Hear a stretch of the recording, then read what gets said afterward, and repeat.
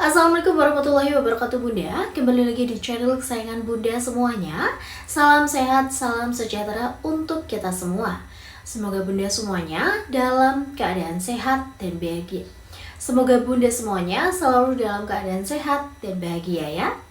Nah, sebelum masuk ke dalam ceritanya, silakan absen dulu Bunda dari daerah mana saja. Ratna doakan semoga yang sudah subscribe rezekinya makin lancar dan selalu dalam lindungan Tuhan Yang Maha Esa. Yuk langsung aja kita simak ke dalam ceritanya. Selamat menonton. Hanya karena warisan suamiku jatuh ke aku dan anakku. Ibu mertua dan adik ipar diam-diam menyabotase ban mobilku agar kami mati dalam kecelakaan. Kubuat mereka menyesal seumur hidupnya. Hari itu, genap 10 tahun aku menikah dengan Mas Bramantio. Pria yang masih kucintai bahkan hingga napas terakhirnya.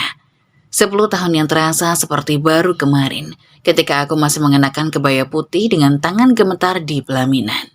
Ketika penghulu membacakan ijab kabul dan Mas Bram menjawab dengan lantang. Saya terima nikahnya, Gayatri Pratiwi binti Soeharto dengan mas kawin seperangkat alat sholat dan emas 10 gram dibayar tunai. Aku ingat persis bagaimana wajahnya berseri-seri saat itu. Matanya yang hitam, tajam, menatapku dengan penuh cinta dan janji. Janji untuk bersama selamanya, dalam suka dan duka, dalam sehat dan sakit, hingga maut memisahkan. Ayah, kamu gak salah pilih aku. Tanyanya suatu malam, sehari sebelum pernikahan. Kami duduk di teras rumah orang tuaku, menikmati angin malam yang sepoi-sepoi. Mas Bram menggenggam tanganku dan aku bisa merasakan getar di jari-jarinya. Aneh banget pertanyaannya, Mas. Jawabku sambil tertawa. Kalau aku salah pilih, masa iya aku mau sampai tahap ini? Sudah lamaran, sudah tunangan, sudah sebar undangan, tinggal besok akad. Kalau aku ragu, sudah dari dulu aku batalin, Mas. Mas Bram tertawarnya. Tawanya selalu seperti itu, hangat, menenangkan. Seperti selimut di tengah hujan. Iya juga ya, tapi Mas deg-degan ayah. Mas cuma anak tukang ojek lulusan SMA. Kerjanya serabutan. Kamu sarjana, guru lagi. Apa Mas pantas? Aku menepuk pipinya pelan. Dengar Mas, aku gak nikah sama gelar Mas. Aku nikah sama Mas Bramnya, sama hatinya, sama cara-caranya Mas memperlakukan aku. Sama caranya Mas lihat dunia. Itu yang aku pilih, bukan ijazah atau pekerjaan Mas. Mas Bram menatapku lama, matanya berkaca-kaca. Makasih ayah, Mas janji Mas akan jadi suami terbaik buat kamu. Mas akan kerja keras, Mas akan bahagiain kamu. Amin. Dulu setelah menikah kami tidak punya apa-apa. Kontrakan petak di pinggir kali, ukuran cuma 4 kali 6 meter. Kamar, dapur, ruang tamu, semuanya jadi satu. Kalau mau mandi harus antri ambil air sumur di belakang. Kalau musim hujan, waspadalah, kali bisa meluap dan air masuk rumah. Tapi kami bahagia. Aku ingat bagaimana setiap hari Mas Bram bangun lebih dulu, memasak air untukku, membuatkan teh manis hangat. Buat istri tercinta, katanya sambil menyodorkan gelas. Mas Bram kerja sebagai karyawan di sebuah perusahaan distribusi barang. Gajinya pas-pasan, UMR kota. Sementara aku guru honorer di SD dekat rumah dengan gaji yang kadang datang, kadang tidak, tergantung ke sekolah. Tapi kami jalani dengan syukur, yang penting kita bisa makan. Yang penting kita sehat, yang penting kita punya satu sama lain. Kata Mas Bram setiap kali aku mengeluh lelah. Namun, badai selalu datang tanpa diundang. Perusahaan tempat Mas Bram kerja melakukan efisiensi besar-besaran. Pemiliknya diganti. Direktur baru datang dengan kebijakan baru. Semua karyawan lama dievaluasi. Mas Bram termasuk yang kena PHK. Alasannya klasik, perusahaan merugi, perlu pengurangan karyawan. Padahal semua orang tahu, perusahaan itu sedang untung-untungnya. Maaf Mas Bram, ini keputusan manajemen. Kata HRD saat memberi surat pemutusan hubungan kerja. Ini pesangonnya, semoga Mas bisa dapat pekerjaan lebih baik. Mas Bram pulang dengan wajah pucat pasi. Aku tahu ada yang salah begitu melihatnya duduk di kursi bambu depan rumah, menunduk lama tidak bergerak. Mas, panggilku pelan. Mas kenapa? Dia mengangkat wajah, matanya merah. Ayah, Mas di PHK. Dunia serasa berhenti. Tapi aku berusaha tegar. Aku duduk di sampingnya, meraih tangannya. Sudah Mas, gak apa-apa. Kita cari jalan keluar. Ayah, gimana? Gimana dengan kita? Tanyanya dengan suara bergetar. Aku gagal jadi suami yang baik. Aku gak bisa kasih hidup layak buat kamu. Aku memeluknya erat. Mas denger ya, kita belum gagal. Kita baru jatuh. Dan kita akan bangun bersama. Ingat janji kita? Sampai maut memisahkan Mas. Dan maut belum datang. Jadi kita harus terus bersama melewati ini semua. Mas Bram terisak di pelukanku. Pria yang selalu tegar di depanku. Akhirnya menangis seperti anak kecil. Malam itu setelah Mas Bram tenang, kami duduk bersama menghitung uang pesangon yang diberikan perusahaan. Jumlahnya tidak seberapa, hanya sekitar 15 juta rupiah. Untuk ukuran sekarang mungkin kecil, tapi dulu itu angka yang lumayan. Namun tidak cukup untuk bertahan lama tanpa pekerjaan. Mas, aku punya ide, kataku tiba-tiba. Ide apa? Kita buka usaha, toko kelontong. Mas Bram mengerutkan kening. Toko kelontong. Modal kita kan 15 juta ayah. Cukup buat apa? Untuk sewa tempat aja mungkin gak cukup. Kita gak perlu tempat besar Mas. Di dekat pasar ada kios kecil yang biasa jual nasi uduk. Itu kosong. Mau disewakan 5 juta setahun. Kita pinjam dulu ke orang tuaku. Mas Bram diam. Matanya menerawang. Seperti menghitung kemungkinan. Kamu yakin ayah? Jualan sembako itu berat, kita harus beli barang, jual eceran, untungnya tipis. Apa nggak lebih baik Mas cari kerja dulu? Mas, aku meraih tangannya. Sudah berapa lama Mas cari kerja? 2 bulan lalu kan? Dan belum ada panggilan kan? Bukan karena Mas nggak mampu, tapi memang lapangan pekerjaan sempit. Daripada nunggu, mending kita buka usaha sendiri, pelan-pelan. Yang penting kita punya penghasilan. Mas Bram menatapku lama lalu tersenyum. Senyum pertamanya setelah berminggu-minggu muram. Ayah, kamu ini malaikat tak bersayap ya? Aku tertawa. Bukan Mas, aku cuma istri yang gak mau lihat suaminya terus-terusan sedih. Keesokan harinya, kami ke rumah orang tuaku. Bapak dan ibu pensiun guru. Mereka tidak punya banyak uang, tapi punya hati yang besar. Berapa yang kalian butuh? Tanya bapak. Kami ada 15 juta dari pesangon Mas Bram, kurang sekitar 10 juta lagi buat modal awal, jawabku. Bapak menghela nafas, ibu meraih tanganku. Nak, ibu dan bapak cuma punya 7 juta, itu tabungan pensiun. Kalian ambil saja, sisanya kalian atur sendiri. Aku hampir menangis. Bu, Pak, ini uang pensiunan ibu bapak, masa? Sudah, ambil saja. Bapak lihat kalian serius, bapak percaya kalian bisa. Nanti kalau sudah besar, kembalikan kalau kalian mau. Tapi ingat, bapak dan ibu tidak memberikan ini sebagai pinjaman, tapi sebagai modal. Kalau untung ya kita senang, kalau rugi itu resiko. Mas Bram yang sedari tadi diam, tiba-tiba berlutut di depan orang tuaku. Pak, Bu, terima kasih banyak. Saya janji, saya akan jaga ayah baik-baik. Saya akan buat usaha ini sukses. Saya nggak akan sia-siakan kepercayaan bapak dan ibu. Bapak mengangkatnya. Sudah bangun. Kami nggak minta janji muluk. Kami cuma minta kamu bahagiain anak kami, itu saja. Dengan modal 22 juta, 15 juta dari pesangon Mas Bram, 5 juta dari tabungan kecil kami, dan 7 juta dari orang tuaku, kami memulai toko kelontong bersama. Kios di dekat pasar itu benar-benar kecil, ukuran 3 kali 4 meter, cukup untuk 1 orang masuk. Kalau 2 orang harus saling bersimpangan, tapi kami bersyukur setidaknya kami punya tempat. Mas Bram yang mendesain semuanya. Rak-rak bekas kami beli dari toko bangunan, lalu dicat ulang warna putih. Etalase kaca bekas warung kopi yang tutup kami bersihkan sampai kicil. Barang-barang pertama kami beli dari grosir. Beras, gula, minyak, mie instan, sabun, sampo, rokok, permen, barang-barang yang kebutuhan pokok pasti yang dicari orang. Mas, kok raknya miring? Tanyaku suatu sore saat membantu menata barang. Mas Bram mundur mengamati. Iya, miring dikit. Tapi gak apa-apalah, namanya juga bekas. Aku tertawa. Nanti kalau ada pembeli raknya roboh. Enggak lah, aku udah perkuat pakunya. Hari pertama buka, kami hanya dapat omset Rp50.000. Untungnya cuma beberapa ribu. Tapi Mas Bram tetap tersenyum. Syukurlah ada yang beli. Berkah ay. Ini awal yang bagus. Aku memandanginya, pria yang tangannya penuh kapas karena memaku dan mengecat, yang bajunya kotor karena debu dan keringat, tapi matanya bersinar seperti menemukan harta karun. Di saat itulah aku makin jatuh cinta padanya. Kami jalani toko itu bersama. Mas Bram jaga dari pagi sampai malam. Aku setelah pulang mengajar, langsung gantian jaga biar dia bisa istirahat. Kadang kami makan malam di toko. Nasi bungkus yang dimakan berdua sambil sesekali melayani pembeli. Ayah capek nggak? Tanya Mas Bram suatu malam saat kami menutup toko pukul 9. Capek sih mas, tapi lihat mas senyum capeknya hilang. Bohong. Iya, mas yang bohong.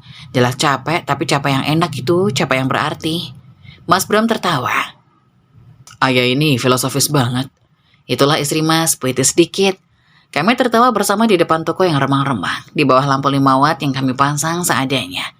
6 bulan berjalan, toko mulai berkembang. Pelanggan mulai bertambah, mereka suka karena kami ramah.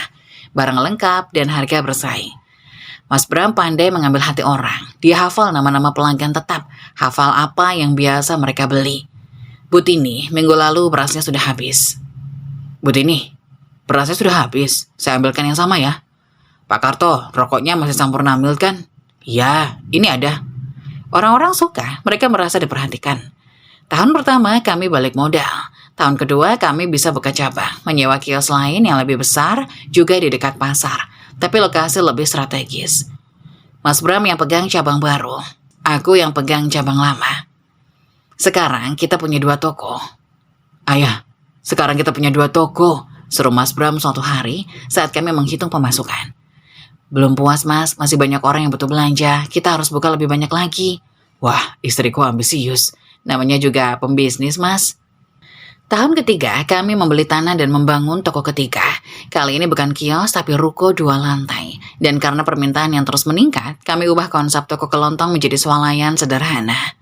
Rak-rak baru, pendingin untuk minuman, keranjang belanja, kasir dengan mesin hitung. Mas, ingat nggak? Dulu kita modal cuma 22 juta. Tanyaku suatu malam saat kami duduk di rumah baru.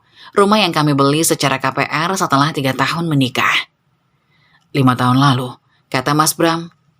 Rasanya baru kemarin. Dan sekarang kita punya 3 swalayan.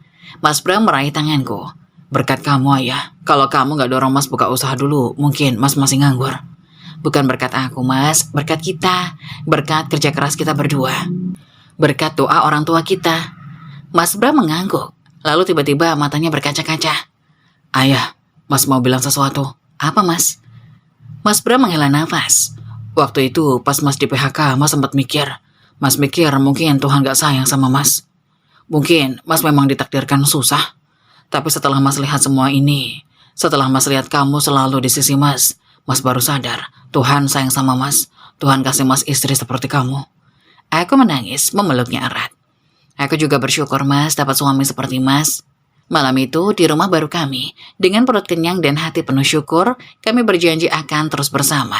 Membangun usaha, membangun keluarga, membangun masa depan. 2 tahun kemudian aku hamil. Khairul lahir dengan selamat. Membawa keceriaan yang tak terhingga dalam hidup kami. Semua terasa sempurna, hingga suatu hari badai datang lagi. Dan kali ini badai itu bernama kematian. Di tengah kebahagiaan kami membangun usaha dan keluarga, ada satu hal yang sedikit mengganggu ketenangan. Ibu mertua dan adik iparku. Ibu mertuaku, Nyoman binti Sudarso, adalah tipikal ibu yang sangat memanjakan anak-anaknya. Rambutnya yang mulai memutih selalu disanggul rapi. Matanya tajam, penuh perhitungan, dan mulutnya. Mulutnya bisa sangat manis saat meminta, tapi bisa sangat pedas saat tidak mendapatkan apa yang diinginkan. Dia tinggal di kota yang sama dengan kami, tapi beda kecamatan. Rumahnya cukup besar, peninggalan almarhum bapak mertua yang dulu kerja di dinas pemerintahan. Sejak suaminya meninggal 10 tahun lalu, Ibu Nyoman hidup sendiri bersama anak bungsunya, Dimas. Dimas, adik iparku, usianya 3 tahun lebih muda dari Mas Bram. Waktu kami menikah, Dimas masih kuliah di universitas swasta. Tapi kuliahnya tidak selesai. Katanya malas, katanya nggak cocok dengan jurusannya, katanya pengen kerja saja, tapi kerja pun tidak pernah tetap. Bram, Dimas minta uang lagi. Lapor ibu mertua suatu hari, sekitar setahun setelah kami buka toko pertama. Waktu itu toko kami baru mulai berkembang, dan Mas Bram masih pegang langsung operasional. Buat apa bu? Tanya Mas Bram dengan sabar.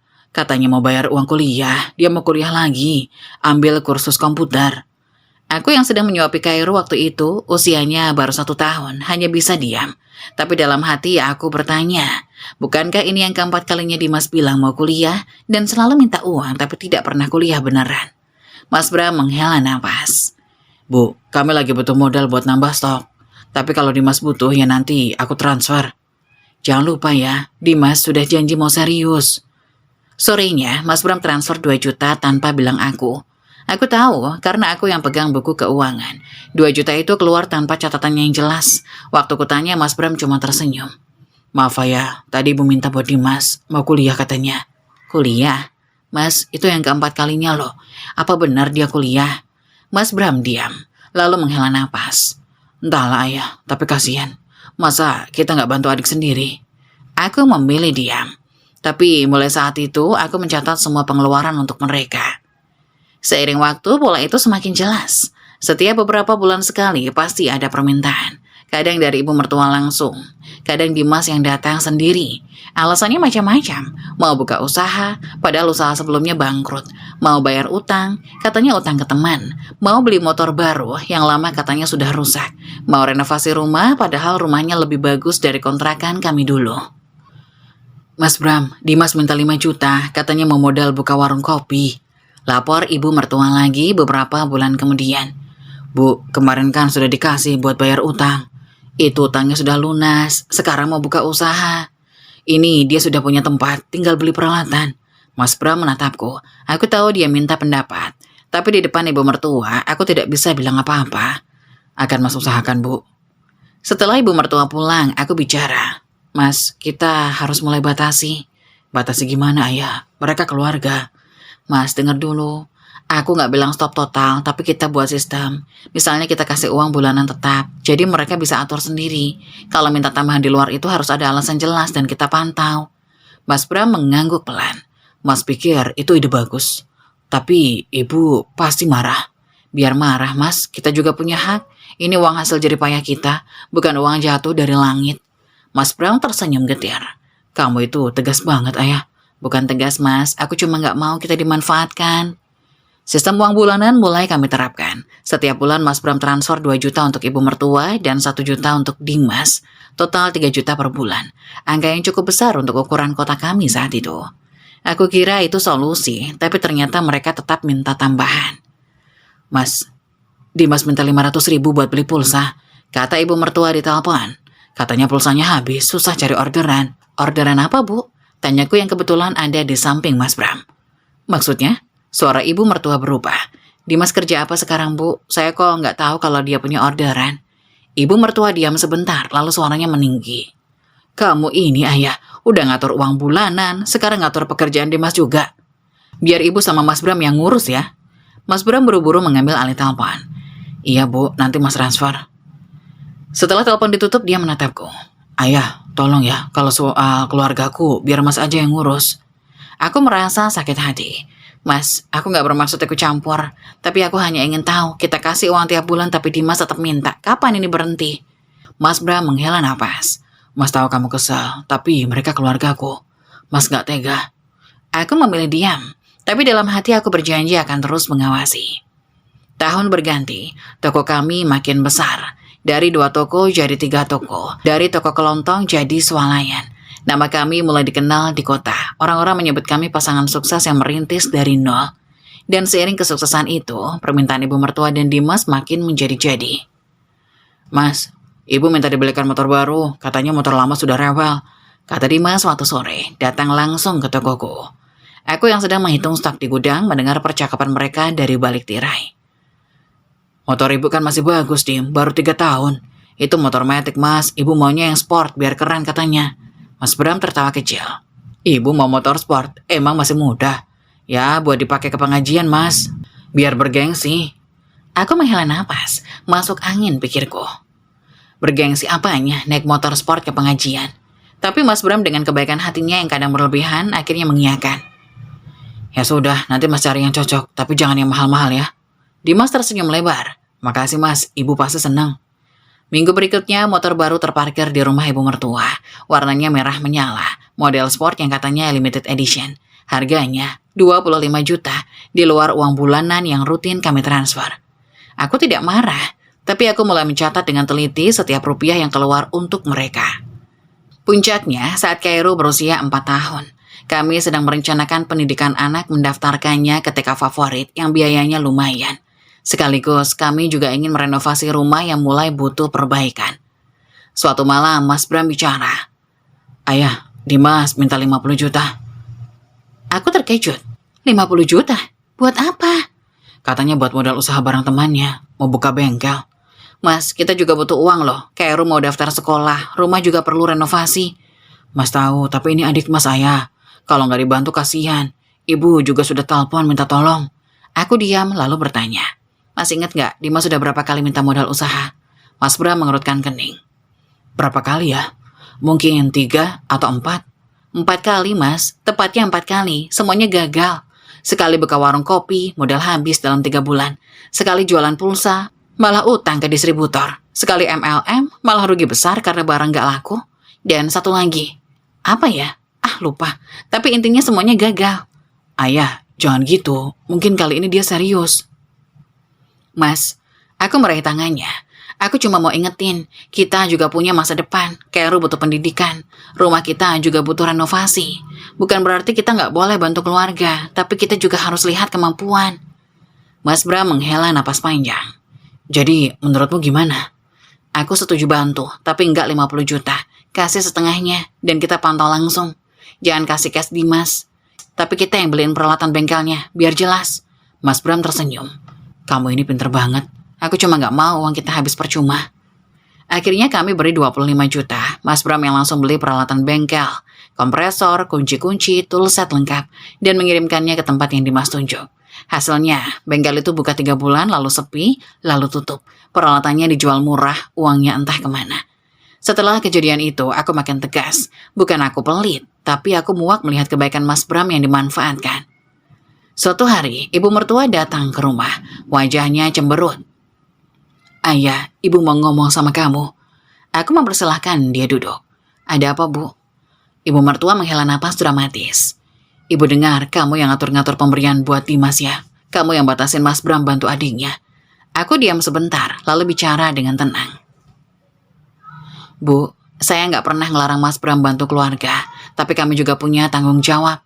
Kairo butuh sekolah, toko-toko butuh modal. Kairo butuh sekolah, toko-toko butuh modal, Bu. Saya coba atur keuangan supaya semuanya cukup. Jadi maksud kamu, Ibu dan Dimas nggak prioritas? Saya nggak bilang gitu ya, Bu. Ibu tahu kok, potong ibu mertua dengan nada sinis. Kamu dari dulu emang pelit. Dulu pas masih ngontrak kamu baik. Sekarang sudah punya toko besar, lupa sama keluarga suami sendiri. Sakit hati rasanya, tapi aku tahan. Bu, saya hormat sama ibu, tapi saya juga harus hormat sama keluarga kecil saya. Mas Bram suami saya, Kairo anak saya, mereka prioritas utama saya. Ibu mertua berdiri. Ya sudah, ibu ngerti sekarang. Ibu pulang. Dia pergi dengan pintu dibanting. Mas Bram yang baru pulang dari toko melihat kejadian itu. Ayah, ada apa dengan ibu? Aku menceritakan semuanya. Mas Bram menghela napas selalu duduk di sampingku. Ayah, Mas minta maaf. Mas gak perlu minta maaf, ini bukan salah Mas. Tapi Mas tahu, ibu kadang keterlaluan. Mas juga tahu, Dimas sering minta tanpa mikir. Tapi mereka keluarga Mas. Mas gak tega. Aku meraih tangannya. Aku paham Mas, tapi mulai sekarang kita harus tegas. Bantu, tapi jangan sampai mereka ketergantungan. Mereka harus mandiri. Mas Bram mengangguk. Mas setuju. Mulai sekarang kita bikin aturan. Bantuan hanya untuk hal-hal produktif. Dan kalau minta harus ada proposal jelas. Aku tersenyum. Gitu dong. Malam itu kami sepakat untuk lebih tegas. Tapi aku tahu, di belakang ibu mertua dan Dimas tidak akan tinggal diam. Mereka menyimpan dendam. Dendam yang akan meledak di kemudian hari. Dengan cara yang tidak pernah kami duga. Semua berubah pada suatu Senin pagi yang tidak istimewa. Tanggal 14 Maret, aku ingat persis karena sehari sebelumnya kami baru saja merayakan ulang tahun pernikahan yang ke-10 dengan makan malam sederhana di rumah. Hanya aku, Mas Bram, dan Kairo. Kami pesan pizza, meniup lilin imitasi dari korek api, dan bergantian menyampaikan harapan. Senin pagi itu, aku bangun lebih dulu, menyiapkan sarapan, nasi goreng kesukaan Kairo dan Mas Bram. Mas Bram di kamar mandi bersiap untuk pergi ke toko cabang kedua yang sedang ada perbaikan etalase. Katanya ada kaca etalase yang retak terkena lemparan bola anak-anak. Harus segera diganti. "Papa cepet, Khairul lapar," teriak anakku sambil mengetuk pintu kamar mandi. "Sebentar, Kai," jawab Mas Bram dari dalam. "Papa mandi dulu biar wangi. Nanti Khairul mau cium papa kan?" "Gak mau, Khairul mau makan." Aku tersenyum mendengar mereka. Ritual pagi yang biasa, yang kukira akan terus berlangsung bertahun-tahun ke depan. Sesekali aku membayangkan Khairul sudah SMA, sudah berangkat sendiri, sudah tidak perlu rebutan kamar mandi dengan papanya. Tapi untuk sekarang, aku menikmati setiap detik keramaian ini. Sarapan berlangsung meriah. Mas Bram bercerita tentang rencana ekspansi ke cabang keempat. Kata dia, ada peluang buka di perumahan baru yang sedang berkembang. Aku menyimak sambil sesekali menyuapi Khairul yang makannya lama sekali. "Mah, Khairul udah kenyang," protesnya saat aku sodorkan suapan kelima. Setelah sarapan, Mas Bram pamit. Dia mencium keningku lama, lalu mencium pipi Khairul bergantian kanan kiri. "Papa pergi dulu ya, doain lancar." Aku mengantarnya sampai pintu, melihatnya masuk ke mobil, melambai lalu pergi. Tak pernah terbayang itu adalah lambaian terakhirku untuknya. 2 jam kemudian aku dapat telepon. "Bu Gayatri?" Suara di seberang tidak aku kenal. "Saya dari Rumah Sakit Bakti Husada. Bapak Bramantio, suami ibu masuk UGD." Dunia serasa berhenti berputar. Maksud ibu, Mas Bram kenapa?" "Beliau pingsan di toko, Bu. Kata karyawannya tiba-tiba jatuh. Kami sudah lakukan penanganan awal, tapi ibu harus segera ke sini." Aku ingat bagaimana tubuhku gemetar saat memanggil tetangga untuk menjaga Khairul. Ibu RT yang baik hati langsung setuju, meski aku terbata-bata menjelaskan. "Tenang Bu Ayah, Khairul sama saya, ibu fokus ke suami ya." Aku ingat bagaimana kakiku lemah saat masuk taksi. Sopir taksi bertanya alamat berkali-kali karena suaraku bergetar. Aku ingat bagaimana jantungku berdegup kencang saat melihat Mas Bram terbaring di ranjang rumah sakit dengan selang di mana-mana, dengan monitor yang berbunyi lambat. Mas Bram kenal serangan jantung. Seorang pria muda dengan kacamata tebal, wajahnya serius. Ia adalah sang dokter. "Ada penyumbatan di pembuluh darah utamanya. Kami sudah berusaha, tapi kondisinya kritis." "Kritis? Maksudnya?" Dokter menghela napas. "Kami akan lakukan tindakan lebih lanjut. Tapi saya harus jujur, Bu. Kemungkinan selamatnya kecil. Beliau sudah tidak sadar sejak dibawa ke sini." Aku jatuh terduduk di kursi tunggu ICU. Air mata mengalir tanpa bisa aku bendung. Mas jangan gitu," bisikku. "Kita baru saja merayakan 10 tahun loh. Kita baru bicara soal liburan ke Jogja. Mas janji mau lihat Khairul besar. Mas jangan ingkar janji." 4 hari. Mas Bram bertahan selama 4 hari di ICU. 4 hari yang terasa seperti 4 tahun. Aku tidak pernah pulang.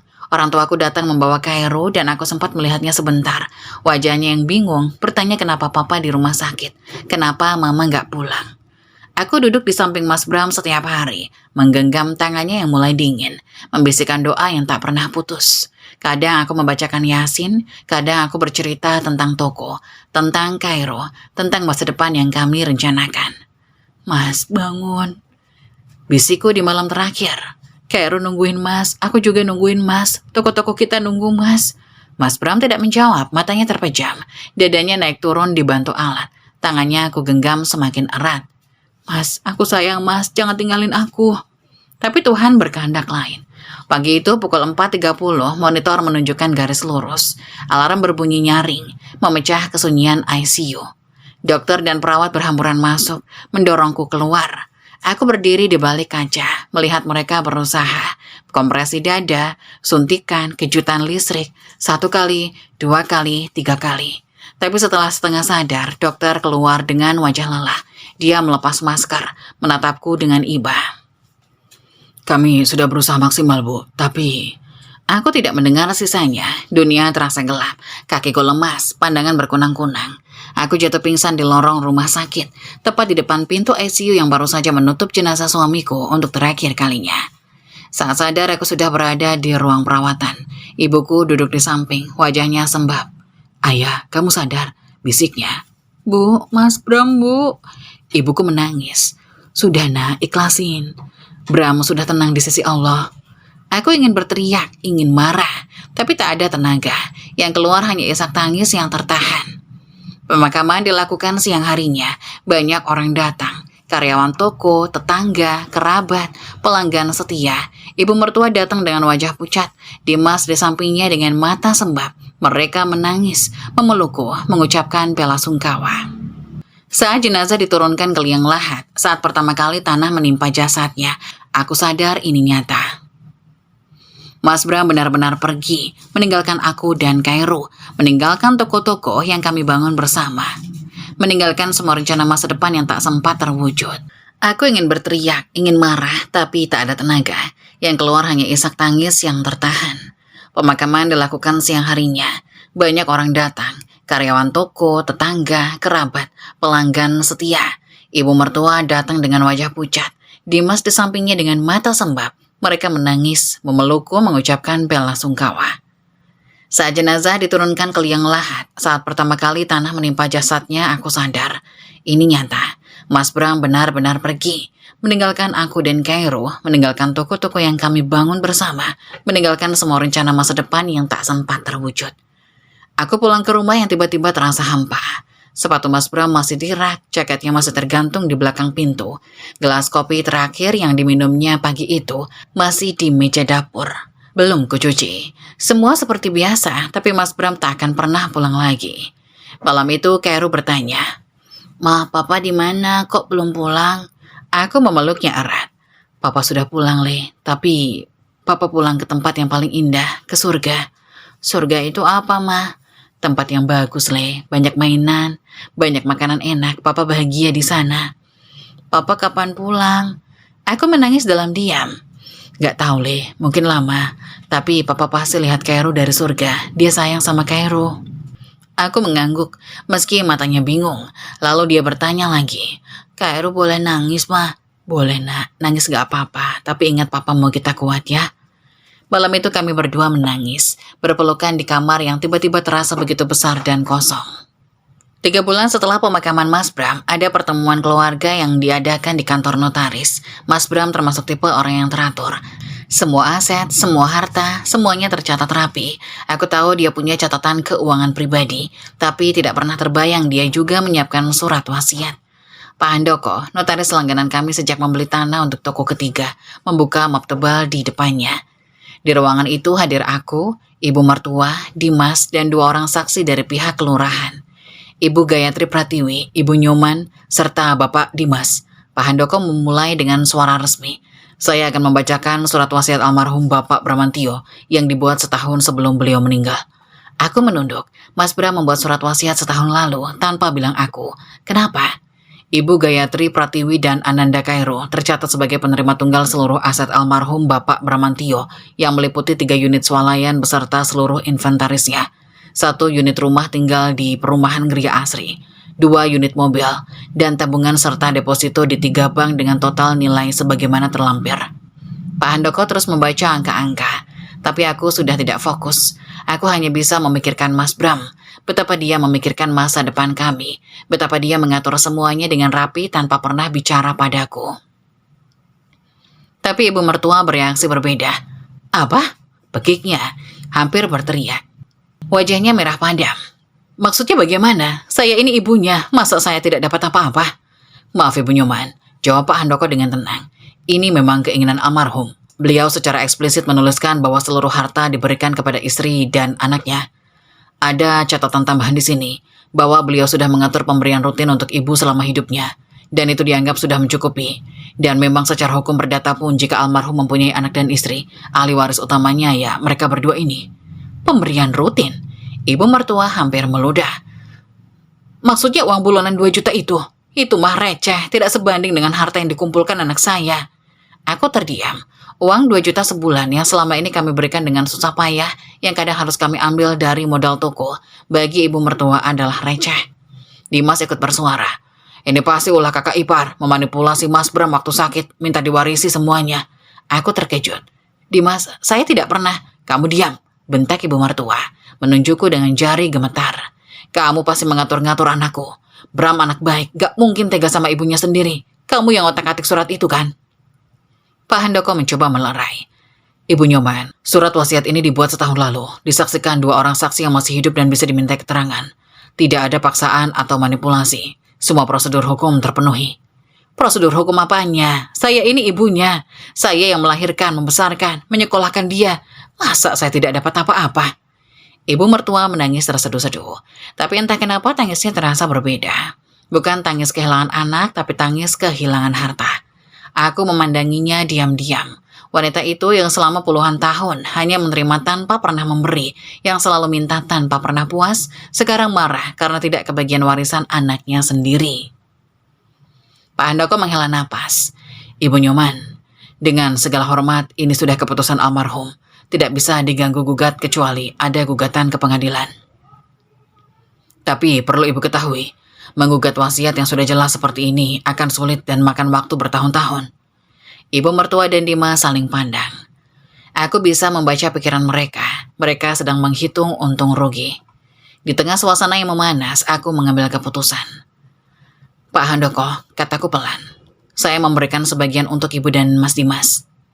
Semua orang menoleh. Pak Handoko mengerutkan kening. Bu Gayatri, Anda tidak wajib melakukan itu. Ini hak Anda dan anak Anda sepenuhnya. Saya tahu, tapi saya tidak tega. Mas Bram pasti juga tidak tega. Aku menatap ibu mertua dan Dimas. Saya akan berikan 100 juta dari sisa dana kesehatan Mas Bram yang terkumpul dari donasi dan tabungan. Dan saya tambah 50 juta dari uang pribadi saya. Total 150. Pak Handoko masih mencoba mencegah. Bu Gayatri, pikirkan masa depan Anda dan Kairo. 150 juta itu jumlah besar. Saya sudah pikirkan, Pak. Saya akan baik-baik saja, insya Allah. Ibu mertua dan Dimas diam. Tidak ada ucapan terima kasih. Tidak ada senyum lega. Hanya tatapan aneh antara puas karena dapat uang dan marah karena tidak dapat lebih. Kalau ibu setuju, saya akan transfer dalam minggu ini. Tapi setelah ini saya minta kita sama-sama menjaga hubungan baik.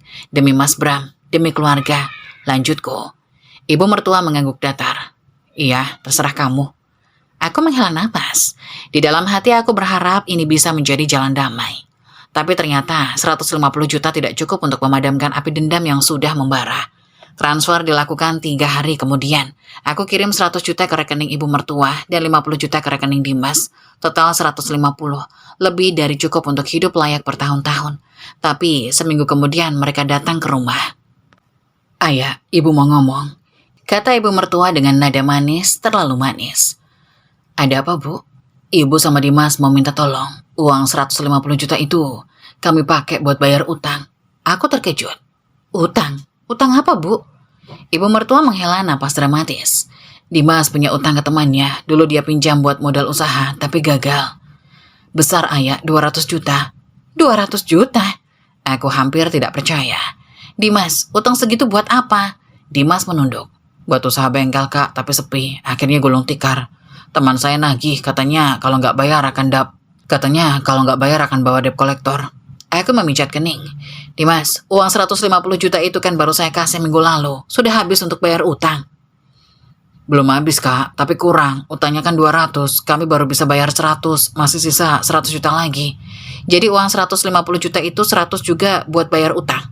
Terus 50-nya sisa kemana? Ibu mertua dan Dimas saling pandang. Lalu ibu mertua berkata, itu sudah dipakai buat kebutuhan sehari-hari, Ayah. Ibu kan gak punya pemasukan tetap. Uang bulanan dari Bram dulu juga sekarang gak ada. Aku diam. Rasanya campur aduk antara kesal, sedih, dan tidak percaya. 150 juta lenyap dalam seminggu. Dan sekarang mereka minta lagi. Maaf, Bu, saat ini saya belum bisa bantu. Keuangan saya sendiri juga belum pulih. Mas Bram sakit kemarin menghabiskan banyak biaya. Toko-toko juga butuh renovasi. Wajah ibu mertua berubah. Dari manis jadi masam. Jadi kamu gak mau bantu? Saya gak bilang tidak mau ya, Bu. Tapi saat ini belum bisa. Mungkin nanti kalau kondisi saya sudah pulih. Nanti? Ibu mertua berdiri. Nanti kalau Dimas sudah masuk penjara karena utang. Nanti kalau ibu sudah diusir dari rumah karena gak bisa bayar listrik. Bu, dengar dulu. Sudah. Ibu mertua melambai. Ibu ngerti sekarang, kamu emang dari dulu pelit. Dulu Bram masih hidup, kamu sudah ngatur-ngatur. Sekarang Bram gak ada, kamu seenaknya sendiri. Ibu, saya gak bermaksud.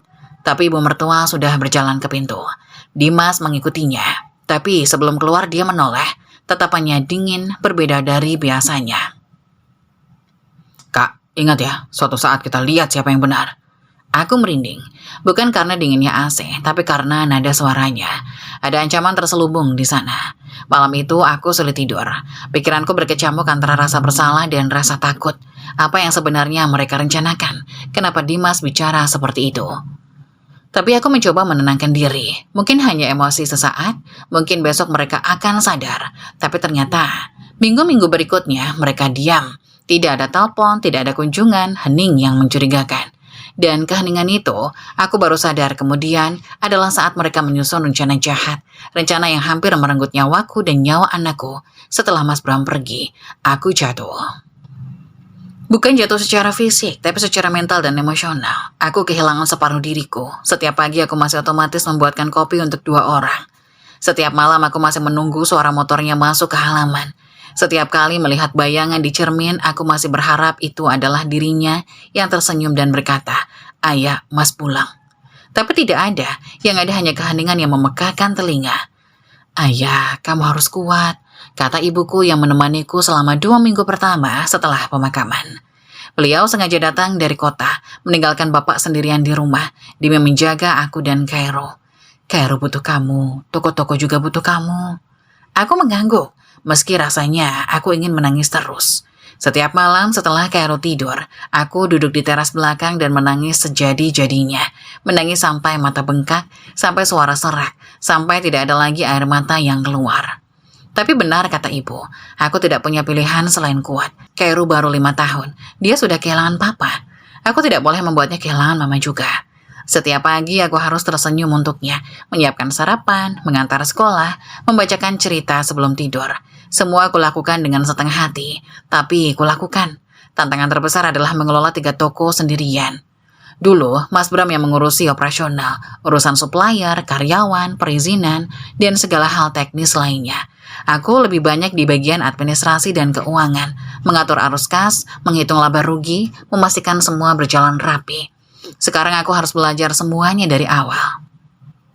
"Bu Aya, di cabang 2 ada masalah dengan supplier," lapor Pak Yanto, manajer toko cabang 2. Suatu pagi, wajahnya tegang. Mereka menaikkan harga tanpa pemberitahuan. Kata mereka itu kebijakan baru. Kalau kita tidak setuju, mereka akan stop pasokan. Stop pasokan? Aku mengulang dengan suara lelah. Kita masih punya stok berapa? Untuk barang tertentu mungkin seminggu. Beras, minyak, gula, itu yang paling kritis. Aku menghela napas. Coba saya hubungi langsung distributornya. Siapa tahu bisa nego. Sambil cari supplier alternatif, Pak. Jangan bergantung pada satu sumber. Baik, Bu. Belum selesai masalah itu, telepon berdering lagi. Kali ini dari cabang 1. "Bu Aya, di cabang 1 AC mati. 2 unit mati total. Pembeli pada gerah. Banyak yang memilih pergi. Teknisi bilang butuh ganti kompresor. Biayanya sekitar 5 juta per unit." Aku memijat kening. "Segitu mahal?" "Iya, Bu. Usia AC sudah tua. Mungkin lebih baik ganti baru." "Tapi ganti baru lebih mahal lagi." "Baik, nanti saya cek dulu anggarannya. Sementara pinjam kipas angin dari gudang. Pasang sebanyak mungkin ya." "Baik, Bu." Belum sempat meletakkan telepon, notifikasi email masuk. Laporan keuangan bulanan dari bagian akuntansi. Kubuka sekilas dan jantungku hampir berhenti. Defisit. Untuk pertama kalinya dalam sejarah toko kami, laporan menunjukkan angka merah. Malam harinya aku duduk di ruang kerja, memelototi spreadsheet yang terbuka di laptop.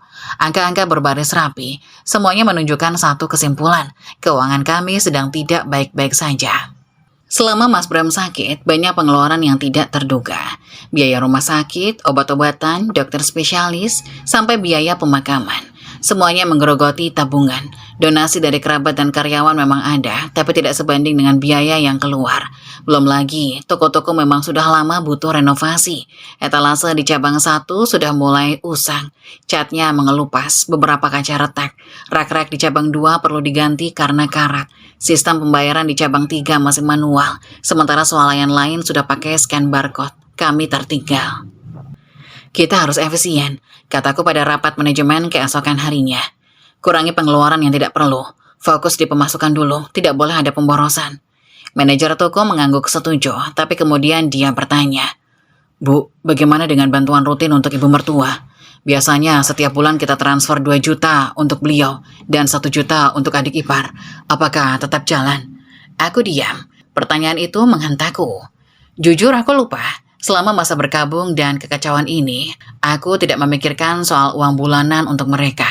Apakah mereka sudah menerima? Apakah mereka menunggu? Atau mungkin mereka sudah maklum dengan kondisiku? Akan saya urus singkat. Jawabku singkat. Tapi dalam hati aku tahu ini masalah. Mereka pasti sudah menunggu dan mereka tidak akan maklum. Seminggu kemudian ibu mertua datang ke rumah. "Kamu gak transfer uang bulanan, Ayah?"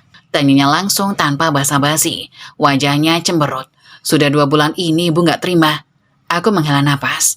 "Maaf Bu, saya lagi sibuk urus toko. Banyak masalah. Saya juga baru ngecek keuangan." "Ternyata apa?" Potongnya ketus. "Ternyata toko sedang defisit, Bu. Pengeluaran besar selama Mas Bram sakit belum pulih. Saya harus fokus ke pemulihan usaha dulu." Ibu mertua memicingkan mata.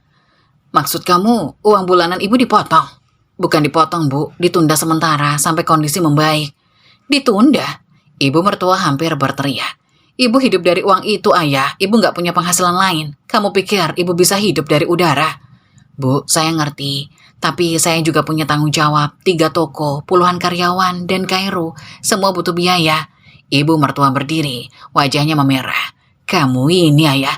Dulu Bram masih hidup kamu sudah ngatur-ngatur. Sekarang Bram gak ada, kamu seenaknya sendiri. Lupa sama keluarga suami ya?" "Bu, saya tidak lupa. Tapi saya juga harus realistis. Uang bulanan 3 juta itu besar. Untuk sementara, mungkin saya bisa kasih 1 juta dulu untuk ibu saja. Dimas kan bisa cari kerja. Dia masih muda. Dia sehat."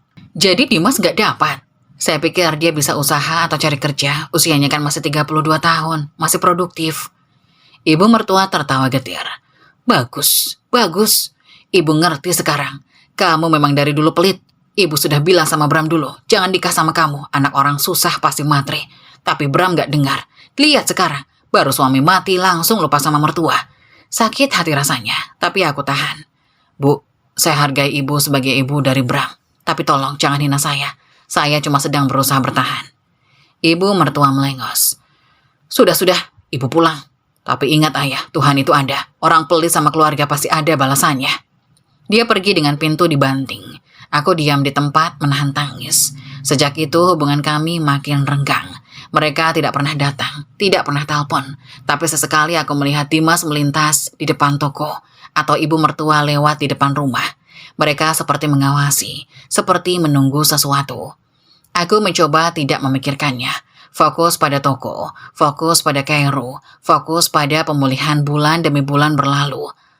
Kondisi keuangan perlahan membaik, toko-toko mulai stabil, renovasi kecil-kecilan mulai dilakukan, karyawan kembali semangat. Tapi di hatiku ada rasa was-was yang tak kunjung hilang, terutama setiap kali ingat tatapan Dimas saat pamit dulu. Suatu saat kita lihat siapa yang benar. Apa maksudnya itu? Apa yang mereka rencanakan? Pertanyaan itu terus menghantuiku, sampai akhirnya terjawab dengan cara yang paling mengerikan. Pagi itu, aku terbangun dengan perasaan aneh. Bukan firasat buruk, tapi semacam kegelisahan yang sulit dijelaskan. Seperti ada yang menggelitik di dada, seperti ada yang berbisik. Hari ini akan terjadi sesuatu. Kairo sudah bangun lebih dulu, asik menonton kartun di televisi. Aku menyiapkan sarapan. Nasi goreng sisa kemarin, kutambah telur dadar dan irisan timun. Sederhana tapi cukup. "Ma, hari ini sekolah kan?" tanya Kairo sambil menyuap nasi. "Iya nak, nanti mama antar." "Abis sekolah main ke toko ya, Kairo mau minta main sama Mbak Rina." "Nanti lihat dulu ya, mama banyak kerjaan." Kairo cemberut tapi tetap melanjutkan makannya. Sekitar pukul 7:30, bel rumah berbunyi. Aku agak heran, siapa pagi-pagi begini? Tetangga biasanya lewat samping, tukang sayur sudah lewat sejam lalu, dan kurir paket biasanya siang. Kubuka pintu dan di luar berdiri Dimas. Wajahnya cerah, tersenyum lebar. Di tangannya ada rantang besar, rantang stainless steel yang biasa dipakai untuk mengantarkan makanan. "Kak Ayah, selamat pagi." Sapanya ceria. "Maaf, mengganggu pagi-pagi." Aku terkejut, tapi berusaha tetap sopan. "Dimas, ada apa pagi-pagi begini?" Dimas mengangkat rantang itu. "Aku bawain makanan, sayur asam kesukaan Kairo kan, sama tempe bacem buatan ibu. Kata ibu, kasih ke Ayah, biar nggak repot masak." Aku memandangnya curiga. Ini pertama kalinya dalam berbulan-bulan mereka datang pasca ribut, dan tiba-tiba membawa makanan. "Dimas, terima kasih, tapi nggak usah repot-repot." "Ah, nggak repot kak, aku sekalian lewat sini. Lagian udah lama kita nggak ketemu, aku kangen sama Kairo." Seperti mendengar namanya disebut, Kairo muncul dari dalam. "Om Dimas?" Kairo membungkuk, tangannya terbuka lebar. "Wah Kairo, sini, om lihat. Tambah gede aja." Kairo berlari dan dipeluk Dimas. Aku melihatnya dengan perasaan campur aduk. Di satu sisi senang melihat mereka akrab, di sisi lain aku masih ingat pertengkaran dengan ibu mertua beberapa bulan lalu. Apa ini pertanda damai? Atau jangan-jangan? Ayo, masuk dulu mas, kataku akhirnya, memutuskan untuk tidak berprasangka buruk. Sarapan sudah siap, tapi kalau Dimas mau kita makan bareng. Mau dong kak, aku juga belum sarapan.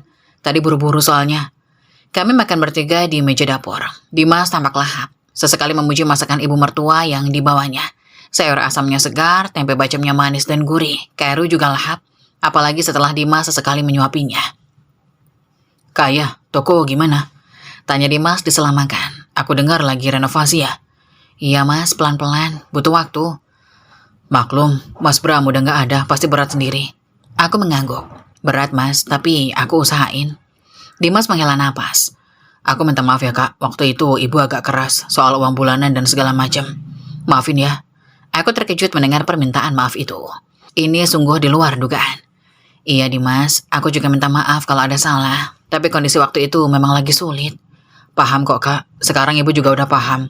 Katanya mending kita bantu-bantu ke ayah daripada minta terus. Aku tersenyum, lega rasanya. Mungkin selama ini aku salah, mungkin mereka benar-benar berubah. Setelah makan, Dimas membantu membereskan meja. Kairu pamit mandi, bersiap sekolah. Aku sibuk di dapur mencuci piring. Kak, aku mau pamit ya, kata Dimas dari ruang tamu. Makasih ya, udah mau terima aku. Sama-sama mas, makasih juga makanannya. Dimas berjalan ke pintu. Sebelum keluar, dia menoleh. Oh ya, Kak Ayah, hati-hati nyetirnya ya, jalanan lagi banyak yang ugal-ugalan. Apalagi yang lewat tol, sering ada truk gila. Aku mengangguk. Iya mas, makasih udah ngingetin. Tapi di matanya ada sesuatu yang tidak bisa aku jelaskan. Seperti kilatan puas yang disembunyikan. Senyumnya terlalu lebar, ucapannya terlalu manis. Ya udah, aku pergi dulu. Ya sudah, aku pergi dulu ya. Sampaikan salam buat Kairu. Pasti Dimas. Pintu tertutup, aku kembali ke dapur, membereskan sisa-sisa sarapan. Tapi di pikiranku tidak tenang. Ada yang aneh, ada yang janggal. Tapi apa? Aku memutar ulang kejadian tadi di kepala. Dimas datang pagi-pagi, membawa makanan, minta maaf, ramah, lalu pesan aneh itu, hati-hati menyetir. Kenapa dia pesan begitu? Apa dia tahu sesuatu? Atau jangan-jangan? Aku menggeleng, mencoba membuang pikiran buruk. Sudahlah ayah, jangan curiga terus, mungkin mereka memang baik. Setengah jam kemudian aku bersiap. Aku mengambil tas, kunci mobil, dan ponsel. Seperti biasa, aku sempatkan cek media sosial sekedar melihat kabar teman-teman. Tidak ada yang istimewa. Kairu keluar dengan seragam rapi. Rambutnya masih agak basah. Mah, Kairu udah siap. Ayo berangkat. Kami berjalan ke teras. Mobil terparkir seperti biasa. Aku membuka pintu, memasukkan tas Kairu ke kursi belakang, lalu duduk di kursi kemudi. Mesin menyala dengan halus. Mobil baru saja servis 2 minggu lalu, jadi semuanya terasa mulus. Ayo ma, cepet, teriak Kairu dari belakang. Iya, sabar. Mobil meluncur keluar perumahan. Aku mengambil rute seperti biasa, keluar kompleks, belok kiri, lalu masuk tol dalam kota. Jalanan lumayan lengang untuk ukuran pagi. Mungkin karena sudah lewat jam sibuk. Ayo nyanyi mah, ajak Kairu. Ayo, nyanyi apa? Balonku. Kairu mulai bernyanyi dengan suara cemprengnya yang lucu. Aku tersenyum. Di tengah semua kesulitan, melihatnya bahagia adalah obat terbaik. Kami masuk tol. Aku melaju di jalur kanan dengan kecepatan sekitar 80 km per jam. Cukup untuk perjalanan pagi yang santai. Lagu balonku sampai di pertengahan. Kairu asik bertepuk tangan sendiri. Tiba-tiba, suara keras mengagetkan kami. Boom! Mobilku oleng ke kiri. Aku panik. Berusaha mengendalikan setir. Tapi sedetik kemudian, suara kedua menyusul. 2 ban depan pecah bersamaan. Mobil tak terkendali. Setir bergetar hebat. Rem tidak berguna. Aku berteriak. Kairu! Anakku menjerit di belakang. Mobil menabrak pembatas tol dengan suara keras. Bodi samping ringsek. Lalu mobil berputar. 1 kali, 2 kali, seperti mainan yang dilempar. Aku melihat dunia berputar di luar kaca. Kaca depan pecah berhamburan.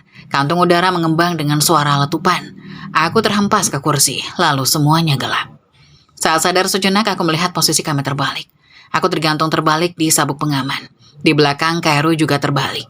Wajahnya penuh darah, mulutnya menjerit tapi suaranya tidak terdengar. Kairu, lalu gelap lagi. Gelap yang panjang, gelap yang dingin, gelap yang mungkin akan menjadi akhir. Tapi ternyata Tuhan belum berkenan mengambil kami. Masih ada yang harus kuselesaikan, masih ada keadilan yang harus ditegakkan. Di balik semua ini ada dua orang yang diam-diam tersenyum puas, tidak tahu bahwa kejahatan mereka akan menjadi tiket mereka sendiri ke penjara. Dunia berputar dalam kabut merah. Aku membuka mata, tapi yang kulihat hanya samar-samar. Ada suara-suara jauh, orang berteriak, sirene meraung, deru kendaraan yang lewat, lalu semuanya gelap lagi. Saat sadar kedua kalinya, aku merasakan sakit luar biasa di sekujur tubuh. Seperti ditusuk ribuan jarum, seperti diremas-remas oleh tangan raksasa. Aku mencoba bergerak, tapi tubuhku seperti tidak mau diajak kompromi. "Bu, Ibu bisa dengar saya?" Suara seorang pria tegas tapi panik. Aku mencoba mengangguk, leherku sakit. "Ambulan sudah datang, kita evakuasi dulu." Tangan-tangan asing mengangkatku, rasa sakit menjalar dari kepala sampai ke ujung kaki.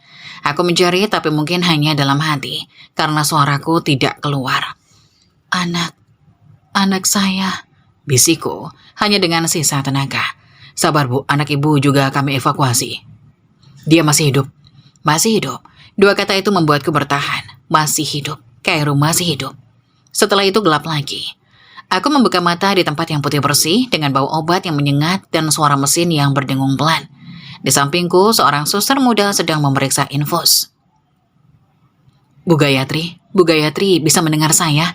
Tanyanya lembut. Aku mencoba mengangguk, tapi leherku sakit sekali. Seluruh tubuhku seperti ditabrak truk. Mungkin memang begitu rasanya setelah terguling-guling di dalam mobil dengan kecepatan tinggi. "Suster, anak saya." "Tenang Bu, anak Ibu selamat. Dia dirawat di ruang anak-anak, dijaga kakek dan neneknya. Kondisinya stabil, luka di kepala tapi tidak parah. Ibu tenang dulu ya." Aku menghela napas lega. Rasa syukur membanjiri hati, meski diikuti rasa sakit yang luar biasa. "Ternyata aku di ICU," kata suster. "Aku sudah tidak sadar selama 3 hari. Tulang-tulangku banyak yang patah, tangan kiri patah di 2 tempat, 3 tulang rusuk retak, panggul retak, dan gegar otak ringan." "Ibu beruntung masih hidup," kata dokter yang datang kemudian. Seorang wanita paruh baya dengan wajah serius. "Mobil Ibu sampai ringsek. Tim penyelamat butuh waktu 1 jam untuk mengevakuasi Ibu dan anak Ibu. Kalau tidak segera ditolong, bisa fatal." Aku hanya bisa menangis. Air mata mengalir tanpa bisa aku bendung, bercampur rasa syukur dan traumatis. "Anak saya, boleh saya lihat?" "Nanti ya Bu, kondisi Ibu masih lemah. Ibu istirahat dulu." 4 hari di ICU terasa seperti 4 tahun. Sendiri, hanya ditemani suara mesin dan suster yang berganti setiap shift. Sepi, sunyi, dan penuh rasa cemas. Tapi aku bersyukur, banyak yang menjenguk. Dari balik kaca ruang ICU, aku bisa melihat mereka melambai. Karyawan toko, tetangga, teman-teman pengajian. Beberapa menangis melihat kondisiku, yang lain mengirim doa dan bunga. Aku juga melihat ibu mertua. Dia datang bersama Dimas, berdiri di balik kaca dengan wajah yang sulit dibaca. Sedih? Mungkin. Tapi di matanya ada sesuatu yang aneh, sesuatu yang tidak bisa kujelaskan. Seperti orang yang datang bukan untuk menjenguk, tapi untuk memastikan sesuatu. Apakah mereka memastikan aku masih hidup, atau justru sebaliknya? Aku mencoba tidak berpikir buruk, tapi firasatku terus mengganggu. Hari kelima, aku dipindahkan ke ruang rawat inap biasa. Kamar kelas 2 cukup nyaman, dengan jendela besar yang menghadap ke taman rumah sakit. Di hari itu juga, akhirnya aku bisa bertemu Kairo. Ibuku menggendongnya masuk ke kamar. Kepala Kairo diperban, ada luka di pelipis yang dijahit. Tapi dia tersenyum, senyum paling indah yang pernah kulihat. "Mama," air mataku tumpah. Aku ingin memeluknya, tapi tanganku masih digips dan seluruh tubuhku sakit. Kairo mendekat, naik ke tepi ranjang, mencium pipiku. "Kairo takut, Ma. Maunya Mama sama Papa," bisiknya. Aku menangis lebih keras. "Maaf, Nah, Mama gak bisa jagain kamu. Tapi Mama di sini. Mama gak akan kemana-mana." Ibuku ikut menangis. "Kamu istirahat ya, Kairo aman sama Eyang. Besok-besok dia jenguk lagi." Setelah Kairo pulang, aku terpenung lama. Pikiranku berkecamuk. Kecelakaan ini, kenapa ban depan bisa pecah bersamaan? Mobil baru diservis, ban masih tebal. Apa mungkin ada yang sengaja? 2 minggu setelah kecelakaan, kondisiku mulai membaik. Gips di tangan sudah boleh dilepas, meski aku masih harus pakai penopang untuk berjalan. Tulang rusuk yang retak masih sakit kalau aku batuk atau tertawa. Tapi setidaknya, aku sudah bisa duduk dan berbicara lebih lama. Kairu sudah pulang total dari rumah sakit. Sekarang tinggal bersama orang tuaku, sementara aku masih menjalani fisioterapi di rumah sakit. Setiap sore mereka menjenguk. Kairu selalu membawa gambar yang dibuatnya. Gambar di mobil, gambar rumah, atau gambar kami bertiga. Aku, dia, dan papa yang digambar dengan lingkaran di atas awan. Suatu siang, 2 orang pria datang ke kamarku. Mereka berpakaian rapi, kemeja lengan panjang, celana hitam, dan sepatu formal. Salah satu membawa map coklat tebal. "Selamat siang Bu Gayatri. Kami dari Satlantas Polres," kata yang lebih tua, memperlihatkan identitas. "Saya AKP Sutopo, ini rekan saya Ibda Prasetyo. Kami ingin menanyakan kronologi kecelakaan Ibu." Aku mempersilahkan mereka duduk. Perasaanku campur aduk, antara lega karena akhirnya ada yang menyelidiki, dan cemas karena takut mendengar hasilnya. "Saya akan ceritakan sebisanya Pak, tapi jujur, detik-detik kecelakaan itu agak kabur." "Iya, itu wajar Bu. Trauma bisa mempengaruhi ingatan. Silakan ceritakan apa yang Ibu ingat." Aku menceritakan semuanya dengan detail. Bagaimana pagi itu berjalan normal, bagaimana aku mengantar Kairu, bagaimana tiba-tiba ban depan pecah bersamaan. Mobil oleng menabrak pembatas lalu berguling. "Pecah bersamaan?" ulang AKP Sutopo mengerutkan kening. "Ibu yakin 2 ban pecah bersamaan?" "Saya yakin Pak, saya dengar 2 letupan. 2 ban depan saya pecah, itu sebabnya mobil langsung tak terkendali." Polisi itu mencatat dengan serius. Ibda Prasetyo juga sibuk menulis di buku kecilnya. "Sebelum berangkat, apakah Ibu memeriksa kondisi ban?" tanya Ibda Prasetyo. "Tidak secara langsung Pak, tapi mobil rutin diservis. Baru 2 minggu lalu saya servis lengkap di bengkel langganan." "Bengkel langganan di mana Bu?" Aku menyebutkan namanya. Polisi itu mencatat. "Baik Bu, nanti kami akan periksa lebih lanjut ke bengkel dan juga ke mobil Ibu. Mobil Ibu masih diamankan di kantor polisi sebagai barang bukti." "Barang bukti?" Aku terkejut. "Memangnya ada indikasi pidana Pak?" AKP Sutopo tersenyum tipis. "Belum tahu Bu, tapi kecelakaan dengan pecah ban bersamaan seperti ini cukup janggal. Kami perlu memastikan tidak ada unsur kesengajaan."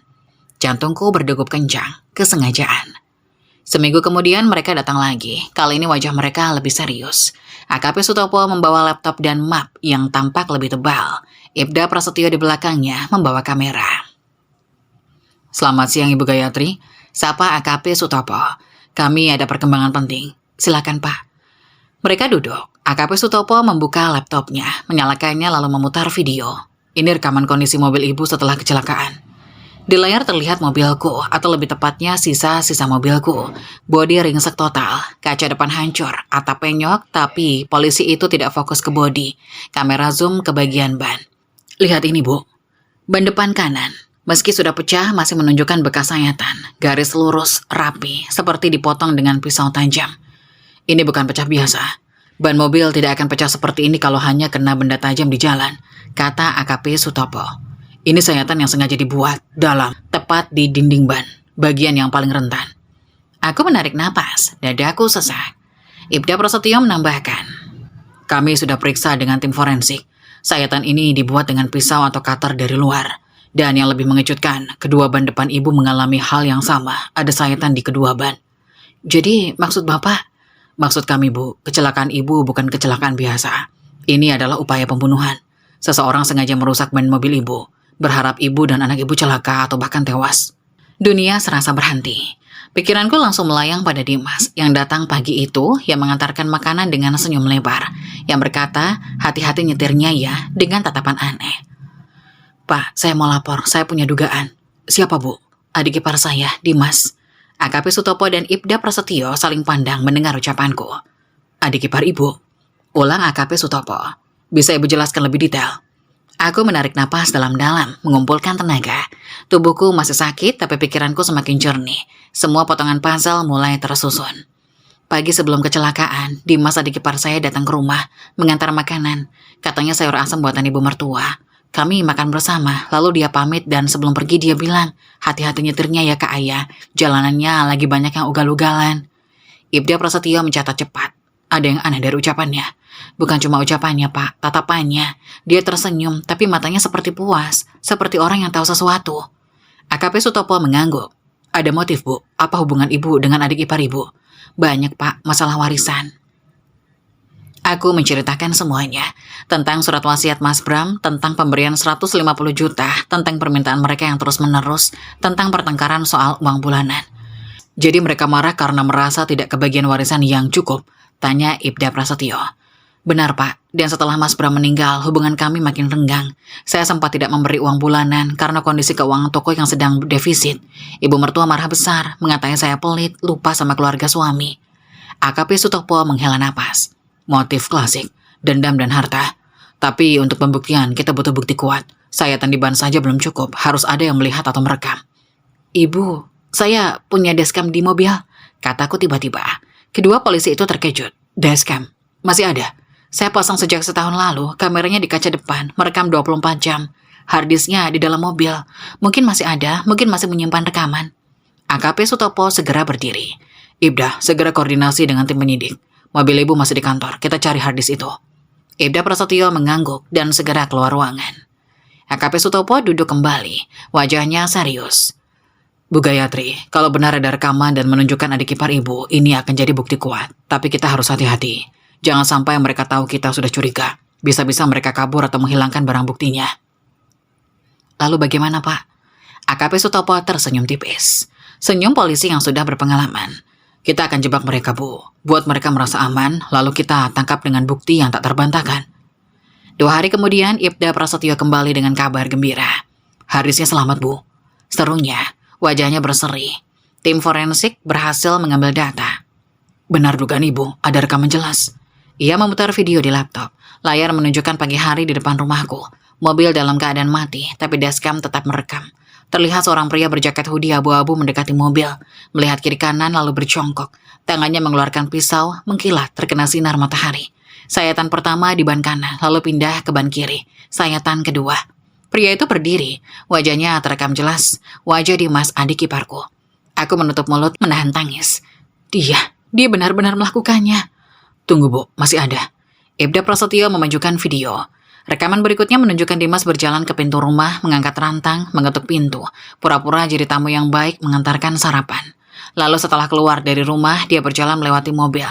Sempat berhenti sebentar melirik ke arah ban yang sudah disayat dan tersenyum kecil. Senyum puas. Ya Tuhan, dia tahu ban itu sudah rusak dan dia tega membiarkan saya dan Khairul naik mobil itu. Ibda Prasetyo mematikan videonya. Ini bukti yang cukup untuk menangkap Bu, tapi kami butuh rencana yang lebih baik. AKP Sutopo yang sejak tadi diam angkat bicara. Kami ingin menangkap mereka dengan pengakuan Bu. Rekaman ini kuat, tapi akan lebih kuat kalau mereka mengakui di depan penyidik. Untuk itu kita perlu buat mereka lengah. Maksud Bapak? Kita sebarkan informasi bahwa kecelakaan ibu murni karena teknis. Ban pecah karena aus. Tidak ada unsur pidana. Biar mereka merasa aman. Lalu kita pancing mereka bicara, entah melalui penyadapan atau pertemuan yang dijebak. Aku mengangguk paham. Jadi saya harus pura-pura baik sama mereka. Tepat. Ibu terima saja kalau mereka menjenguk. Bersikap biasa, jangan tunjukkan kecurigaan. Biar mereka percaya tidak ada yang tahu. Aku menghela napas. Berpura-pura baik pada orang yang ingin membunuhku dan anakku, itu berat. Tapi demi keadilan aku akan melakukannya. 2 minggu kemudian, kondisiku membaik. Aku sudah boleh pulang. Meski masih harus kontrol rutin dan fisioterapi. Seperti diduga, ibu mertua dan Dimas datang menjenguk ke rumah. Wajah mereka penuh keprihatinan palsu. Ayah, kamu gimana? Tanya ibu mertua memegang tanganku. Ibu kaget dengar kamu kecelakaan. Aku baik-baik saja, Bu. Alhamdulillah masih diberi kesempatan hidup. Syukurlah. Khairul gimana? Khairul juga baik, lukanya sudah kering. Ibu mertua menghela napas lega, atau pura-pura lega. Untung kalian selamat. Ibu sudah khawatir. Dimas hanya diam di belakang, tapi aku bisa melihat matanya. Tidak ada rasa bersalah, yang ada hanyalah kecewa. Kecewa karena kami masih hidup. Dimas, makasih ya, dulu sempat anterin makanan. Kataku berusaha terdengar tulus. Sayur asamnya enak. Dimas tersenyum, senyum yang sama seperti pagi itu. Iya Kak, sama-sama. Lain kali aku antar lagi. Terima kasih Mas, tapi lain kali gak usah repot-repot. Ah, gak repot kok, yang penting Kakak sehat. Percakapan singkat itu cukup membuatku muak. Tapi aku tahan. Untuk rencana ini aku harus kuat. Setelah mereka pulang, aku telepon AKP Sutopo. Halo, Pak, mereka baru saja ke sini, sesuai prediksi Bapak. Bagus. Kita pasang alat sadap di mobil tersangka. Semoga dalam waktu dekat mereka bicara. 3 hari kemudian penyadapan membuahkan hasil. Bu Gayatri, kami dapat rekaman. Kata AKP Sutopo melalui telepon. Suaranya tegang. Mereka bicara dan pengakuan mereka sangat jelas. Aku meminta dikirimi rekaman itu. Malam harinya dengan ditemani orang tuaku. Aku mendengarkan suara ibu mertua dan Dimas. Suara pintu mobil dibuka, lalu ditutup. Mesin menyala. Gimana, Dim? Udah lihat kondisinya? Udah, Bu. Dia masih pucat, pakai penopang buat jalan. Tapi kayaknya nggak curiga sih sama kita. Syukurlah. Tapi kenapa dia bisa selamat ya, Dim? Kamu yakin sayatannya cukup dalam? Dalam, Bu. Aku yakin. Mungkin dia nggak ngebut kali, atau mungkin bannya bagus. Sialan. Padahal kita sudah rencanakan semuanya. Terus sekarang gimana, Bu? Rencananya kan gagal. Gagal? Belum. Kita coba cara lain. Cara apa, Bu? Kita kasih makanan aja lain kali. Sayur asam lagi, tapi kita campur sesuatu. Maksud Ibu, racun? Iyalah, racun tikus. Kalau dia makan mati atau sakit parah, terus harta Bram bisa jatuh ke kita. Tapi Bu, kalau ketahuan gimana? Nggak akan ketahuan, asal kamu diam. Nanti Ibu yang masak, kamu yang antar. Anggap saja masakan Ibu buat dia. Aku takut, Bu. Takut? Sekarang kamu takut? Padahal udah sayat ban juga, udah coba bunuh dia, masa mundur? Bukan gitu, Bu. Tapi apa? Dengar ya, Dim, harta Bram itu punya kita, dia anak sulung. Harusnya warisan jatuh ke Ibu sebagai orang tua. Tapi karena dia bikin surat wasiat, semua lari ke ayah. Itu nggak adil. Tapi memang itu haknya, Bu. Dia kan istri. Hak? Kamu ini udah dikasih 150 juta aja masih belain dia. Itu cuma receh, harta Bram miliaran. Harusnya kita dapat bagian besar. Lalu kalau ayah mati, harta jatuh ke Kairo. Dia masih kecil, kita bisa kuasai sebagai wali. Nah itu, kamu ngerti kan sekarang? Kalau ayah mati, kita bisa jadi wali Kairo. Kita kuasai semua harta, hidup kita enak selamanya. Tapi kalau ketahuan, kita bisa masuk penjara, Bu. Gak akan ketahuan. Yang penting kamu hati-hati. Jangan pakai tangan sendiri. Pakai makanan. Gak ada yang curiga. Kapan kita lakuin, Bu? Nanti, Ibu pikirin waktunya. Sekarang kita lihat dulu perkembangannya. Yang penting dia masih percaya sama kita. Minggu depan Ibu masak sayur asam lagi. Kamu antar. Kita lihat reaksinya. Baik, Bu. Tapi aku masih takut. Sudah, jangan banyak takut. Ini demi masa depan kita. Sekarang kamu diam dulu. Gak ada yang tahu rencana kita. Suara mesin mobil menderu. Rekaman berakhir. Aku menggenggam ponsel erat-erat. Air mata mengalir. Tapi kali ini bukan karena sedih. Ini karena marah. Marah yang luar biasa bercampur ngeri. Mereka tidak hanya merencanakannya sekali, mereka akan mencobanya lagi. Dengan racun, dengan sayur asam, makanan yang dulu kusangka sebagai tanda perdamaian. Ibuku yang duduk di sampingku menangis terseduh. Ayahku menggenggam tinju, menahan amarah. Ya Allah, mereka masih mau coba bunuh kamu. Dengan racun tikus lagi, isak ibuku. Aku memeluk ibuku. Sudah, Bu, sekarang kita tahu dan mereka tidak akan sempat melakukannya. Aku segera menelpon AKP Sutopo. Pak, saya sudah dengar rekamannya. Mereka masih mau coba lagi dengan racun di sayur asam. Kami juga baru selesai mentranskrip, Bu. Ini bukti kuat. Percobaan pembunuhan berencana. 2 kali. Pak, saya ingin mereka dihukum seberat-beratnya. Saya akan hadapi mereka di pengadilan. Rekaman percakapan di mobil itu menjadi senjata utama kami. AKP Sutopo menyusun rencana dengan hati-hati. Bu Gayatri, kami punya bukti cukup untuk menangkap mereka sekarang. Tapi akan lebih kuat lagi kalau kami tangkap tangan saat mereka sedang beraksi. Jelasnya di ruang kerjanya. 2 hari setelah aku mendengar rekaman itu. Maksud Bapak? Kami ingin Ibu berpura-pura menerima undangan makan malam mereka. Ibu bilang akan datang ke rumah Ibu mertua. Biarkan mereka menyiapkan makanan beracun. Saat Ibu akan menyantapnya, kami masuk dan menggerebek. Aku merasakan jantungku berdegup kencang. Jadi, saya harus jadi umpan. Maaf, Bu, tapi ini cara paling aman untuk memastikan mereka tertangkap dengan bukti yang tak terbantahkan. Kami akan mengawal Ibu dari jarak dekat. Tim kami akan bersiaga di luar rumah. Begitu ada tanda-tanda mencurigakan, kami akan langsung masuk. Aku menghela napas panjang, memikirkan resiko yang harus kuhadapi. Tapi di sisi lain, ini kesempatan untuk mengakhiri semuanya. Baik, Pak, saya setuju. Keesokan harinya, aku menelpon Ibu mertua. Bu, pagi. Sapaku dengan suara ramah, seolah tidak terjadi apa-apa. Suara di seberang terdengar kaget. Ayah, ada apa? Saya mau minta maaf, Bu. Mungkin selama ini saya terlalu sibuk dan kurang perhatian. Saya mau silaturahmi. Boleh saya main ke rumah Ibu nanti malam? Sekalian makan malam bersama. Hening sejenak, lalu suara Ibu mertua terdengar. Berusaha ramah, tapi ada getar aneh di sana. Oh, boleh. Jam berapa? Jam 7, Bu. Saya bawa Kairu ya, biar ketemu neneknya. Ibu siapkan sayur asam ya, kesukaan Kairu. Terima kasih ya, Bu. Nanti saya datang. Telepon berakhir. Aku menggenggam ponsel erat-erat berusaha menenangkan diri. Malam itu, pukul 18.45, aku dan Kairo berangkat. 2 mobil polisi taktis sudah bersiaga di sekitar rumah ibu mertua, menyamar sebagai mobil warga. AKP Sutopo dan Ibda Prasetyo ada di dalamnya, siap bergerak setiap saat. "Mah, kita mau ke rumah nenek," tanya Kairo polos dari kursi belakang. "Iya nak, kita mau makan malam sama nenek. Kairo suka sayur asemnya nenek." Aku tersenyum getir. "Sayang, nak, mungkin ini terakhir kalinya kamu makan sayur asam nenek. Atau mungkin syukurlah kamu tidak jadi memakannya." Kami tiba pukul 19 tepat. Lampu rumah ibu mertua terang benderang. Dari luar terlihat ibu mertua sibuk di dapur, sementara Dimas duduk di ruang tamu menonton televisi. Aku mengetuk pintu. Dimas membukanya dengan senyum palsu yang sama seperti dulu. "Kak Ayah, masuk Kak, ibu udah masak dari sore." Kairo langsung berlari masuk. "Nenek, Kairo datang." Ibu mertua keluar dari dapur, mengusap tangan di celemek. Wajahnya berseri atau pura-pura berseri. "Wah, cucu ibu datang. Sini. Sini, nenek cium." Mereka berpelukan. Aku melihatnya dengan perasaan ngeri. Wanita ini yang sekarang tersenyum manis pada cucunya, beberapa hari lalu merencanakan pembunuhan. Dan malam ini dia mungkin sudah menyiapkan racun di dapur. "Ayo duduk, sebentar lagi makan," kata ibu mertua sambil kembali ke dapur. Meja makan sudah ditata. Sayur asam mengepul di mangkuk besar. Tempe bacem, ikan goreng, dan sambal terasi. Semua terlihat lezat. Tapi mataku terus tertuju pada sayur asam itu. Ayo, ambil sendiri," kata ibu mertua setelah semua duduk. Dia menyendok sayur asam ke piring Kairo. "Ini nak, nenek masak khusus buat kamu." "Bu, saya mau ambil sayurnya," kataku meraih sendok sayur.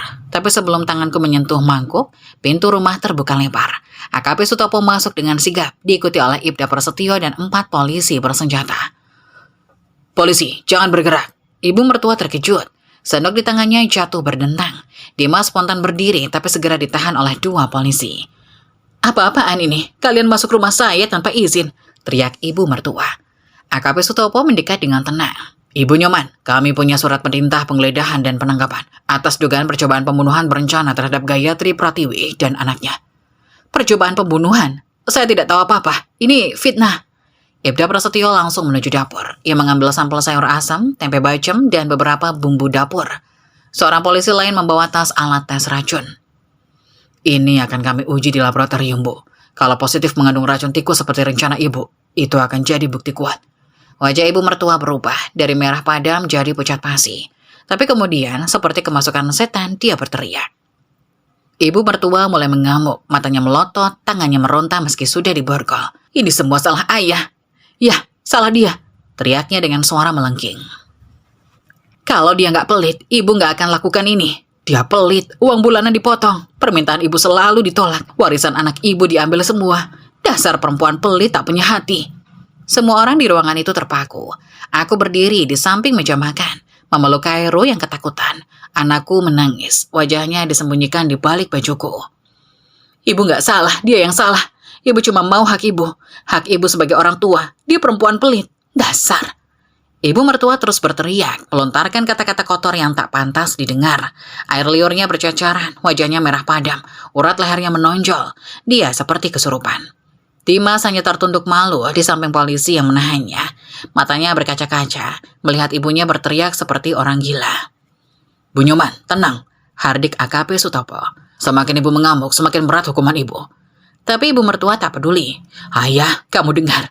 Ini salah kamu. Kalau kamu gak pelit, ibu gak akan sampai begini. Kamu yang bikin ibu jadi jahat. Kamu." Dia ditarik paksa keluar rumah oleh 2 polisi. Suara teriakan masih terdengar sampai di halaman. Bahkan saat mobil polisi membawanya pergi, tetangga yang berkerumun di luar berbisik-bisik, ada yang merekam dengan ponsel. Dimas juga digiring keluar. Sebelum naik ke mobil polisi lain, dia sempat menoleh padaku. Matanya sembab, penyesalan tergambar jelas. "Maaf Kak," bisiknya. Aku hanya diam. Setelah rumah itu kosong, setelah semua polisi pergi, setelah kerumunan tetangga mulai membubarkan diri, aku masih berdiri di ruang tamu itu, memeluk Kairo yang terus menangis. Aku menghela napas panjang. Di meja makan, sayur asam itu masih mengepul, dingin perlahan. Makanan yang sedianya menjadi pembunuhku, tapi Tuhan berkata lain. "Ayo, pulang nak." Kami berjalan keluar, kudongak ke langit malam yang gelap berbintang. Di satu sisi, hatiku remuk melihat ibu mertua mengamuk seperti itu. Tapi di sisi lain, ada kelegaan yang tak terkira. Semua sudah berakhir. Mereka tidak akan bisa mencelakai kami lagi. Keadilan, meski lambat, akhirnya tiba. 4 bulan setelah penangkapan, sidang perdana digelar di pengadilan negeri. Hari itu, aku datang dengan ditemani orang tuaku dan Kairu. Meski usianya masih 5 tahun, aku ingin dia melihat sendiri bagaimana keadilan itu ada. Bahwa orang yang berbuat jahat akan mendapat hukumannya. Ruang sidang penuh sesak, wartawan lokal berjejalan di kursi yang disediakan. Beberapa karyawan tokoku juga hadir memberikan dukungan. Di kursi terdakwa duduk ibu mertua dan Dimas dengan pakaian tahanan berwarna oranye. Wajah mereka pucat, tak bercahaya seperti dulu. Hakim ketua, seorang wanita parubaya dengan sorot mata tajam, memulai sidang. Sidang dengan terdakwa Nyoman binti Sudarso dan Dimas bin Sukarso dibuka dan dinyatakan terbuka untuk umum. Palu diketuk, semua orang berdiri lalu duduk kembali. Jaksa penuntut umum, seorang pria muda dengan kacamata tebal, membacakan dakwaan. Terdakwa 1 dan 2 didakwa melakukan percobaan pembunuhan berencana terhadap korban Gayatri Pratiwi dan anaknya Kairu dengan 2 modus. Pertama, menyabotase ban mobil korban, dan kedua mencampur racun tikus ke dalam makanan yang akan disantap korban. Ruangan bergemuruh, orang-orang berbisik. Aku menunduk merasakan tatapan mereka. Tapi di sampingku, Kairu bertanya polos, "Mah, Om sama Nenek mau bunuh kita?" Sidang pertama difokuskan pada percobaan kedua, racun dalam sayur asam. Jaksa menghadirkan ahli forensik dari laboratorium. Seorang wanita berjas putih naik ke kursi saksi, membawa map berisi dokumen. "Saudara saksi, tolong jelaskan hasil uji laboratorium terhadap sampel makanan yang diamankan di tempat kejadian," perintah hakim. Ahli forensik itu membuka mapnya. "Yang mulia, kami menerima 3 sampel makanan dari tempat kejadian, sayur asam, tempe bacem, dan sambal terasi. Dari hasil uji laboratorium, sampel sayur asam positif mengandung racun tikus jenis warfarin dengan kadar yang mematikan. Jika dikonsumsi manusia dewasa sebanyak 1 porsi dapat menyebabkan pendarahan internal dan kematian dalam waktu 24 jam. Ruangan kembali bergemuruh. Hakim mengetuk palu. "Tertib, tertib." Jaksa melanjutkan. "Siapa yang menyiapkan makanan tersebut? Berdasarkan keterangan saksi dan barang bukti, makanan disiapkan oleh terdakwa 1, Nyoman, di rumahnya." Jaksa menoleh ke ibu mertua. "Benar terdakwa?" Ibu mertua menjawab dengan suara bergetar. "Iya, saya yang masak. Tapi saya nggak tahu ada racunnya, mungkin Dimas yang menaruh." Dimas yang duduk di sebelahnya langsung berontak. "Ibu bohong, ibu yang suruh saya beli racun tikus. Ibu yang campur sendiri ke sayur." "Kamu diam, jangan nuduh ibu," balas ibu mertua dengan suara tinggi. Hakim mengetuk palu keras-keras. "Terdakwa, tenang. Ini ruang sidang, bukan pasar." Saksi berikutnya adalah pemilik toko kelontong tempat Dimas membeli racun tikus. Seorang pria tua dengan kumis sebal naik ke kursi saksi. "Saudara saksi, kenal dengan terdakwa Dimas?" tanya jaksa. "Kenal, Pak. Dia sering belanja di toko saya. Dia anaknya Bu Nyoman, tetangga saya. Pada tanggal 15 Mei lalu, apakah terdakwa membeli sesuatu di toko saudara?" Pria tua itu mengangguk. "Iya, Pak. Dia beli racun tikus. Saya ingat karena jarang ada orang beli racun tikus. Saya tanya mau dipakai apa, katanya buat ngusir tikus di rumah." "Apakah saudara yakin itu terdakwa Dimas?" "Yakin, Pak. Saya kenal wajahnya. Apalagi saya dengar berita dia ditangkap. Saya langsung ingat." Pengacara ibu mertua dan Dimas mencoba mempertanyakan kredibilitas saksi. Tapi saksi tetap pada pendiriannya. Sidang pertama ditunda, dilanjutkan pekan depan. Saat keluar ruang sidang, aku dihampiri oleh Ibda Prasetyo. "Bu Gayatri, untuk sidang berikutnya, Ibu akan diminta menjadi saksi. Tolong siapkan diri ya." Aku mengangguk. "Siap, Pak, saya akan bicara apa adanya." Di luar gedung, kerumunan wartawan menunggu. Mereka berebut mewawancarai aku, tapi aku memilih diam dan segera masuk ke mobil. Di dalam mobil, Kairu bertanya lagi. "Ma, nenek jahat ya, Ma?" Aku menatapnya lama. Nenek lupa kalau keluarga itu harus saling sayang, bukan saling menyakiti. Kairu sayang Mama baik." Aku tersenyum mencium pipinya. "Mama juga sayang Kairu?" Mobil melaju meninggalkan gedung pengadilan. Di kaca spion, aku melihat gedung itu menjauh, bersama semua kenangan pahit yang harus kuhadapi. Sidang kedua digelar 2 minggu kemudian. Kali ini fokus pada percobaan pertama, sayatan ban mobil. Ruangan masih sama penuhnya. Bahkan lebih ramai karena kasus ini sudah menjadi perbincangan hangat di kota. Ibu mertua dan Dimas duduk di kursi terdakwa dengan wajah lebih pucat dari sebelumnya. 2 minggu ditahan jelas membuat mereka rapuh. Jaksa memulai dengan menghadirkan saksi ahli dari laboratorium forensik. Seorang pria dengan kacamata tebal naik ke kursi saksi. Saudara saksi, tolong jelaskan hasil pemeriksaan terhadap ban mobil korban. Perintah hakim. Saksi itu membuka mapnya. Yang mulia, kami memeriksa 2 ban depan mobil korban yang mengalami pecah saat kecelakaan. Hasilnya, kedua ban memiliki sayatan yang sengaja dibuat dengan benda tajam. Sayatan ini tidak mungkin terjadi akibat kecelakaan atau benda tajam di jalan. Pola sayatannya rapi, lurus, dan dalam, menunjukkan sayatan dibuat dengan pisau atau cutter sebelum mobil berjalan. Seberapa dalam sayatan itu? Kedalamannya rata-rata 3 cm, menembus lapisan karet hingga ke serat ban. Pada kecepatan tinggi, tekanan dan panas akan membuat sayatan ini robek hingga pecah. Ini adalah metode sabotase yang umum digunakan. Jaksa menoleh ke Dimas.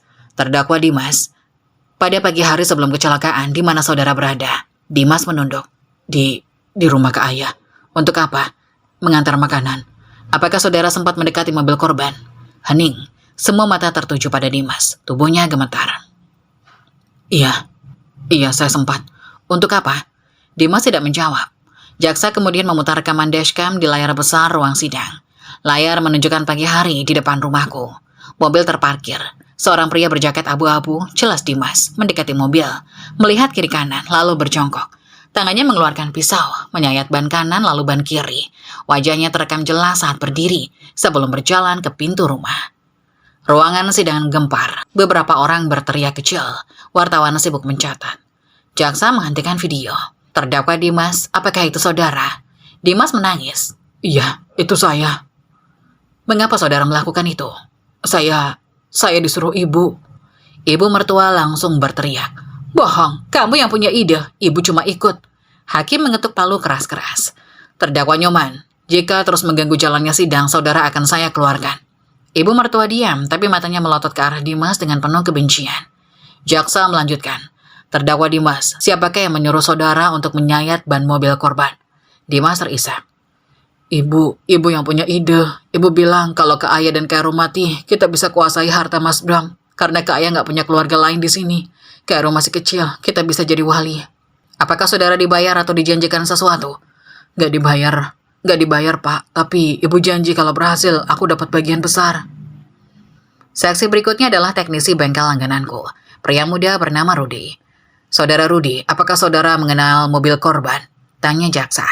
Kenal Pak, mobil itu rutin servis di bengkel saya, terakhir 2 minggu sebelum kecelakaan. Pada saat servis terakhir, bagaimana kondisi ban mobilnya? Baik Pak, masih tebal. Saya cek tekanan angin, semuanya normal. Tidak ada indikasi kerusakan atau keausan yang membahayakan. Apakah mungkin ban itu pecah dengan sendirinya di jalan tol? Rudi menggeleng tegas. Tidak mungkin Pak, kecuali ada faktor eksternal, seperti benda tajam atau sayatan sengaja. Jaksa mengangguk puas. Terima kasih saudara saksi. Pengacara ibu mertua mencoba memojokkan Rudi, tapi tidak berhasil. Keterangannya konsisten. Sidang berikutnya, giliranku naik sebagai saksi. Aku duduk di kursi saksi dengan hati berdebar. Seluruh mata tertuju padaku.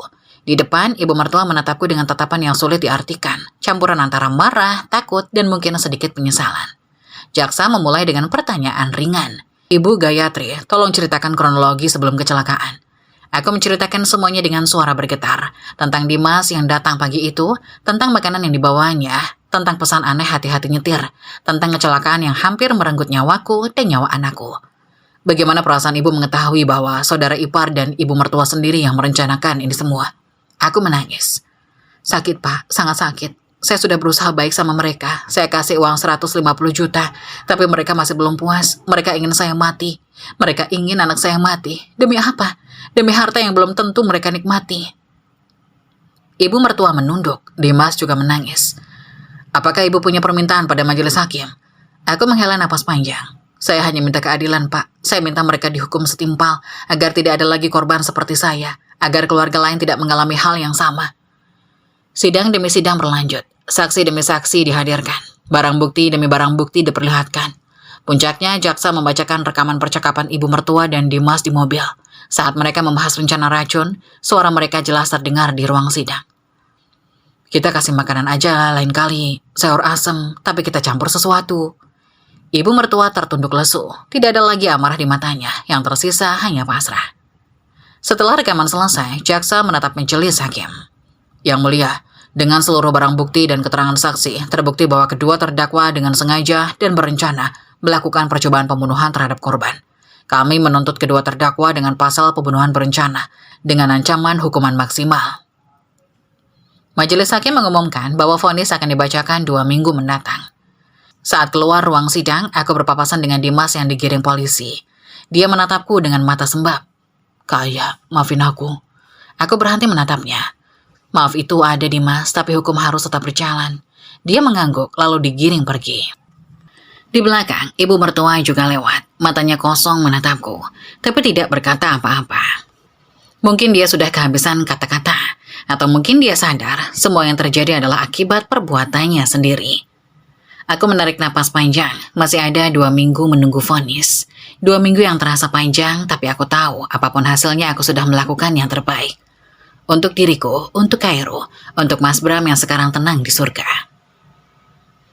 2 minggu penantian terasa seperti 2 tahun. Setiap malam aku terbangun dengan mimpi buruk. Terkadang, aku melihat ban mobil pecah, mendengar jeritan Kairo, merasakan tubuhku terhempas. Terkadang aku melihat ibu mertua tersenyum sambil menyendok sayur asam beracun di piringku. Mimpi-mimpi itu membuatku sulit tidur, membuatku selalu waspada meski di rumah sendiri. Hari vonis tiba. Pagi itu, aku bangun lebih awal, memilih pakaian yang rapi, kemeja putih dan rok hitam, sederhana tapi formal. Kairo juga kupakaikan baju terbaiknya. Aku ingin dia melihat hari ini, hari di mana keadilan ditegakkan. Ruang sidang lebih penuh dari sebelumnya. Wartawan dari media lokal bahkan nasional berjejalan di kursi yang disediakan. Beberapa stasiun TV memasang kamera di sudut ruangan. Kasus ini memang menjadi sorotan. Seorang ibu mertua dan adik ipar yang tega merencanakan pembunuhan demi harta warisan. Di kursi terdakwa, ibu mertua dan Dimas dengan wajah hancur telah duduk. 2 bulan di tahanan telah mengubah mereka. Ibu mertua terlihat jauh lebih tua, rambutnya makin putih, wajahnya keriput, matanya sayu tanpa cahaya. Dimas juga kurus, tulang pipinya menonjol, tatapannya kosong. Mereka tidak lagi seperti ibu dan anak yang dulu sering datang di rumahku dengan permintaan. Mereka sekarang hanya 2 orang yang menunggu nasib. Hakim ketua memasuki ruangan. Semua berdiri, palu diketuk. Sidang dengan terdakwa Nyoman binti Sudarso dan Dimas bin Sukarso. Agenda pembacaan putusan dinyatakan dibuka dan dinyatakan terbuka untuk umum. Jantungku berdegup kencang. Aku menggenggam tangan Kairo erat-erat. Hakim mulai membacakan putusan. Suaranya lantang, tegas, memenuhi seluruh ruangan. Majelis hakim mempertimbangkan segala sesuatu yang terungkap di persidangan, baik keterangan saksi-saksi, ahli, barang bukti, maupun keterangan terdakwa. Majelis berpendapat bahwa kedua terdakwa terbukti secara sah dan meyakinkan bersalah melakukan tindak pidana percobaan pembunuhan berencana sebagaimana dakwaan primer. Ibu mertua menunduk, tubuhnya bergetar. Dimas menangis diam-diam. Perbuatan para terdakwa direncanakan dengan matang, dimulai dari sabotase ban mobil korban yang menyebabkan kecelakaan berat, hingga upaya kedua dengan mencampur racun tikus ke dalam makanan yang akan disantap korban dan anaknya. Kedua upaya tersebut gagal, bukan karena kehendak para terdakwa, tetapi karena intervensi pihak berwajib dan perlindungan Tuhan Yang Maha Esa. Hakim melanjutkan. Majelis juga mempertimbangkan hal-hal yang memberatkan. Perbuatan para terdakwa dilakukan terhadap keluarga sendiri, ibu mertua terhadap menantu dan cucu, adik ipar terhadap kakak ipar dan keponakannya. Para terdakwa tidak merasa bersalah dan saling menyalahkan di persidangan. Korban mengalami trauma berat dan luka fisik yang memerlukan pemulihan lama. Aku meneteskan air mata, bukan sedih tapi lega. Akhirnya semua penderitaanku diakui. Hal-hal yang meringankan tidak ada. Ruangan hening, semua menahan napas.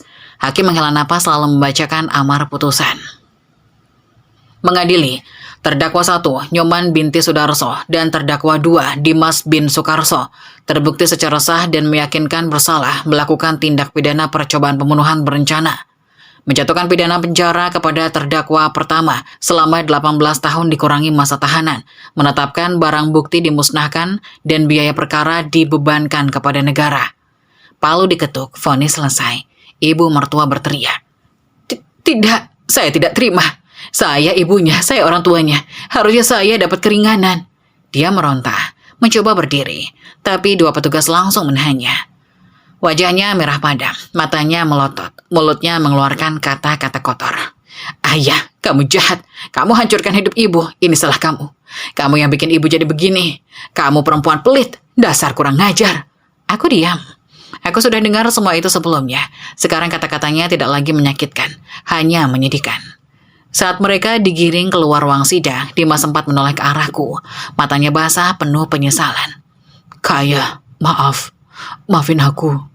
Maafin aku, Kak," ucap Dimas sebelum pintu tertutup. Ibu mertua juga menoleh, tapi tatapannya berbeda. Masih ada kebencian di sana. Masih ada kemarahan. Dia belum menyesal, mungkin tidak akan pernah. Aku menarik napas panjang. Air mata mengalir, tapi kali ini air mata lega. Seminggu setelah vonis, aku mendapat izin untuk menjenguk mereka di lembaga permasyarakatan. Aku datang sendiri, tidak membawa Kairo. Aku tidak ingin dia melihat nenek dan omnya di penjara. Dimas lebih dulu kutemui. Dia duduk di ruang kunjungan. Wajahnya kusam, matanya cekung. Begitu melihatku, dia langsung menunduk. "Kak Ayah," suaranya bergetar. "Bagaimana di sini, Dimas?" Tanyaku datar. "Sengsara, Kak. Aku gak nyangka begini rasanya. Tidur di sel sempit, makan seadanya. Kerja paksa setiap hari. Aku gak bisa tidur, mikirin dosaku." Dia menangis. Aku diam. "Kak, maafin aku. Aku minta maaf, aku tahu ini gak cukup, tapi aku benar-benar minta maaf. Setiap malam aku mimpiin kecelakaan itu. Mimpiin Kairo berdarah. Aku gak bisa maafin diriku sendiri. Tapi kamu tega melakukannya, Dimas. Kamu tega sayat ban mobil yang akan ditumpangi aku dan anakku. Kamu tahu kami bisa mati." "Aku tahu, Kak. Tapi waktu itu aku cuma mikir uang. Ibu janji aku bisa hidup enak kalau kakak mati. Aku bodoh." Aku menghela napas. "Dimas, aku kesini bukan untuk mendengar alasan. Aku kesini karena aku ingin kamu tahu aku memaafkanmu." Dimas terkejut, matanya melebar. "Aku memaafkan kamu bukan karena kamu pantas dimaafin, tapi karena aku tahu. Aku gak mau hidup dengan kebencian, Dimas. Mas Bram gak mau aku hidup dengan dendam. Tapi ingat, maaf ini gak akan mengubah hukuman. Dimas harus tetap menjalani 18 tahun ini. Dimas harus berubah jadi manusia yang lebih baik. Kalau kamu keluar nanti, umur Dimas 50, masih bisa hidup berguna." Dimas menangis terseduh-seduh. "Makasih, Kak, makasih." Dari ruang kunjungan Dimas, aku pindah ke ruangan ibu mertua. Suasananya berbeda. Ibu mertua duduk dengan wajah batu. Tidak ada keramahan, tidak ada sambutan, hanya tatapan tajam yang entah marah atau malu. "Ayah," sapanya singkat. "Ibu." Aku duduk di hadapannya. Hening beberapa saat. Akhirnya ibu mertua bicara. Suaranya serak. "Kamu sedang lihat ibu di sini?" "Enggak, Bu. Saya tidak senang. Saya sedih." "Sedih? Bohong. Pasti kamu senang kan? Sekarang harta Bram sepenuhnya milik kamu. Gak ada yang ganggu lagi." Aku menggeleng. "Bu, saya tidak pernah menginginkan ini. Saya tidak pernah ingin ibu di penjara. Saya hanya ingin hidup tenang dengan anak saya. Itu saja." Ibu mertua tertawa getir. "Tenang? Kamu pikir ibu tenang?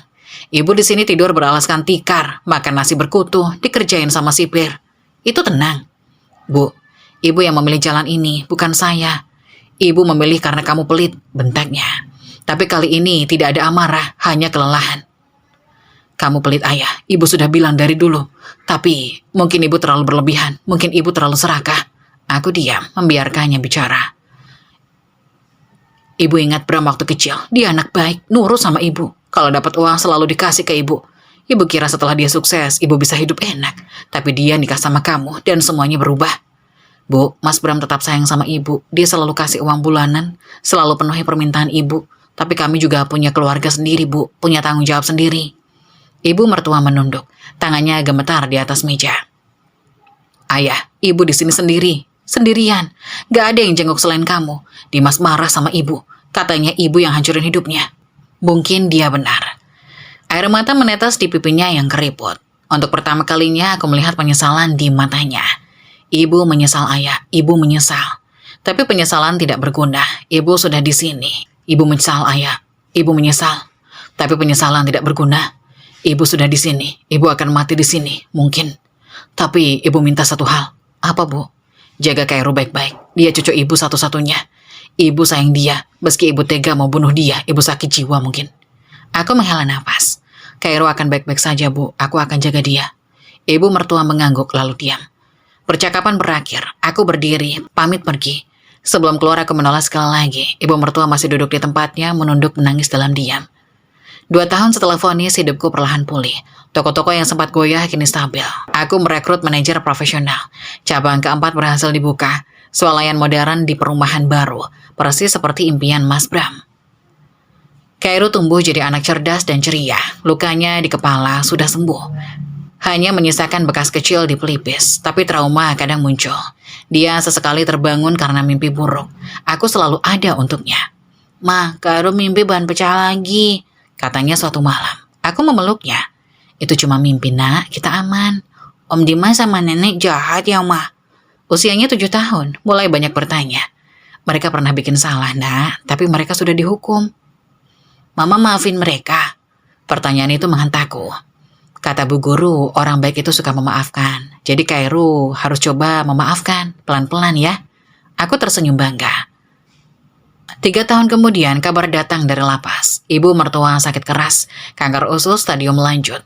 Usianya tak lama lagi. Dia minta bertemu aku dan Kak Ero. Aku membawa Kak Ero ke rumah sakit penjara. Ibu mertua terbaring kurus kering, tinggal tulang. Tapi begitu melihat Kak Ero ada cahaya di matanya. "Kak Ero," bisiknya. Kak Ero mendekat, meraih tangan neneknya. "Nenek kok kurus?" "Nenek sakit, Nak. Nenek mau minta maaf sama kamu. Nenek pernah mau jahat sama kamu dan Mama. Nenek menyesal." Kak Ero menatap lama. "Kak Ero maafin nenek. Mama bilang orang baik itu suka memaafkan." Ibu mertua terisak. Tangannya mengelus wajah Kak Ero lemah. "Kamu malaikat kecil, Nak. Nenek sayang sama kamu." Dia menoleh padaku.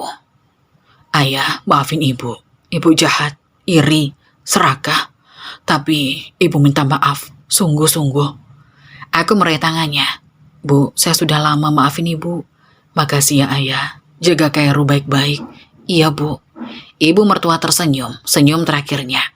3 hari kemudian, dia meninggal. Dimas mendapatkan izin khusus menghadiri pemakamannya. Dia menangis di pusara ibunya. "Bu, maafin Dimas, Bu. Dimas sering marah-marah sama ibu di penjara." Aku berdiri di sampingnya. "Dimas, ibu sudah tenang. Kita harus move on ya." "Kak, masih 15 tahun lagi aku di penjara. Gimana aku bisa bertahan?" "Jalani Dimas, satu persatu. Ubah diri jadi orang baik ya. Ikut pembinaan. Belajar agama, siapa tahu dapat remisi." Dimas mengangguk lemah. Tahun berganti, Kak Ero tumbuh besar. Usianya sekarang 12 tahun. Duduk di SMP, ranking di kelas. Tapi yang paling membuatku bangga, dia baik hati. Suatu hari dia bertanya, "Mah, Om Dimas masih di penjara?" "Masih, Kai. Masih 10 tahun lagi. Kapan kita jenguknya? Kasihan Om di sana sendirian." Aku terharu. "Kamu baik banget, Kak Ero." Kak Ero ingat kata Mama, orang baik itu suka maafin. Kak Ero udah maafin Om kok dari dulu. Kami pun menjenguk Dimas. Dia terkejut melihat Kak Ero. Sudah besar, sudah tinggi. "Kak Ero?" Matanya berkaca-kaca. "Om Dimas, Om kurus ya? Makan di sini cukup." Dimas tertawa. Tawa pertamanya dalam bertahun-tahun. "Cukup, Le. Ayo Om, semangat. Kak Ero tunggu Om keluar. Nanti Om bisa kerja di toko Kak Ero." "Toko Kak Ero?" "Iya, Kak Ero mau jadi pengusaha kayak Papa. Om bisa bantu jaga." Dimas menangis. Air mata pria yang sudah 7 tahun di penjara, menangis karena kebaikan keponakannya. Tahun-tahun berlalu dengan damai. Kak Ero tumbuh menjadi remaja yang membanggakan. Di usianya yang ke-17, ia lulus SMA dengan nilai gemilang dan diterima di Fakultas Ekonomi Universitas Negeri favoritnya. Aku sangat bangga melihatnya.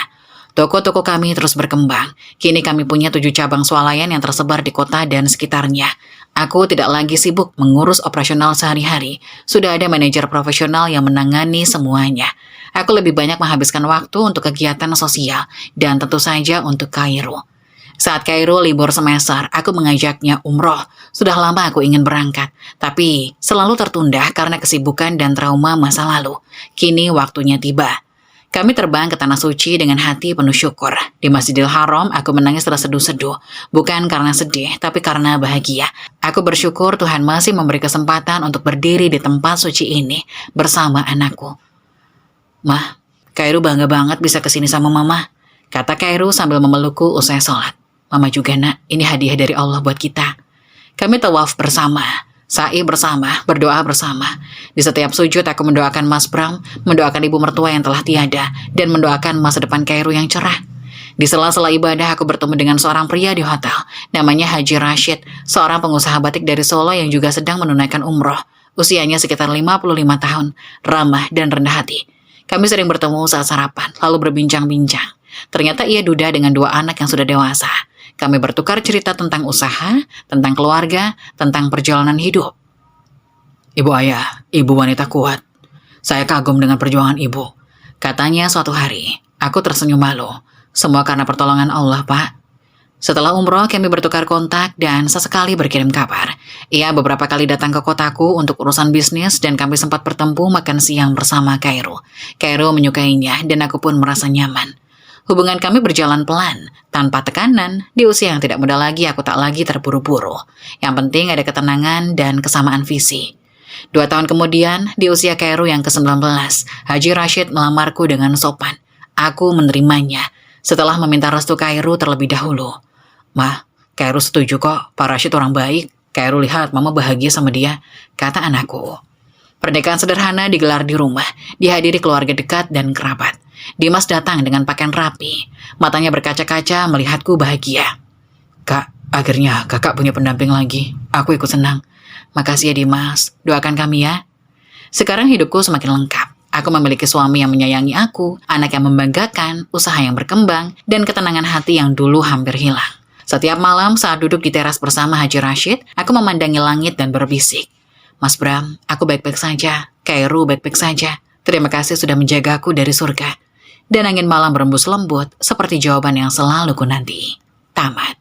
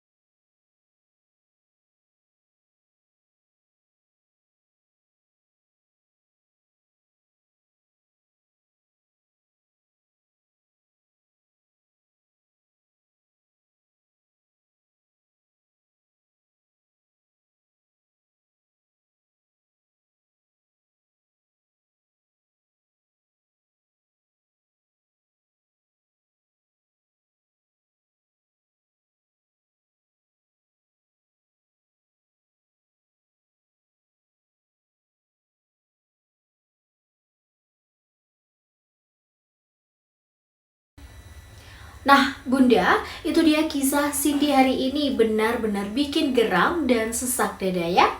Melihat seorang suami yang tega memisahkan ibu dari bayinya hanya demi wanita lain. Bahkan sampai mengusir istri sah karena kesombongannya sendiri. Bagaimana nih menurut Bunda tentang balasan telak Cindy yang merampas seluruh urat nadi finansial semuanya tadi? Yang merampas seluruh urat nadi finansialnya suami tadi. Yang merampas seluruh urat nadi finansial suaminya tadi. Apakah tindakan itu sudah setimpal dengan rasa sakit hatinya? Boleh banget bagikan pendapat Bunda di kolom komentar ya. Terima kasih banyak untuk Bunda semua yang sudah setia menemani Ratna dan menonton ceritanya sampai habis. Jangan lupa untuk tekan tombol like, share, dan subscribe untuk video ini supaya Ratna makin semangat untuk bikin cerita-cerita selanjutnya. Tetap jaga kesehatan, kebahagiaan, dan sampai jumpa lagi di cerita Ratna berikutnya. Wassalamualaikum warahmatullahi wabarakatuh.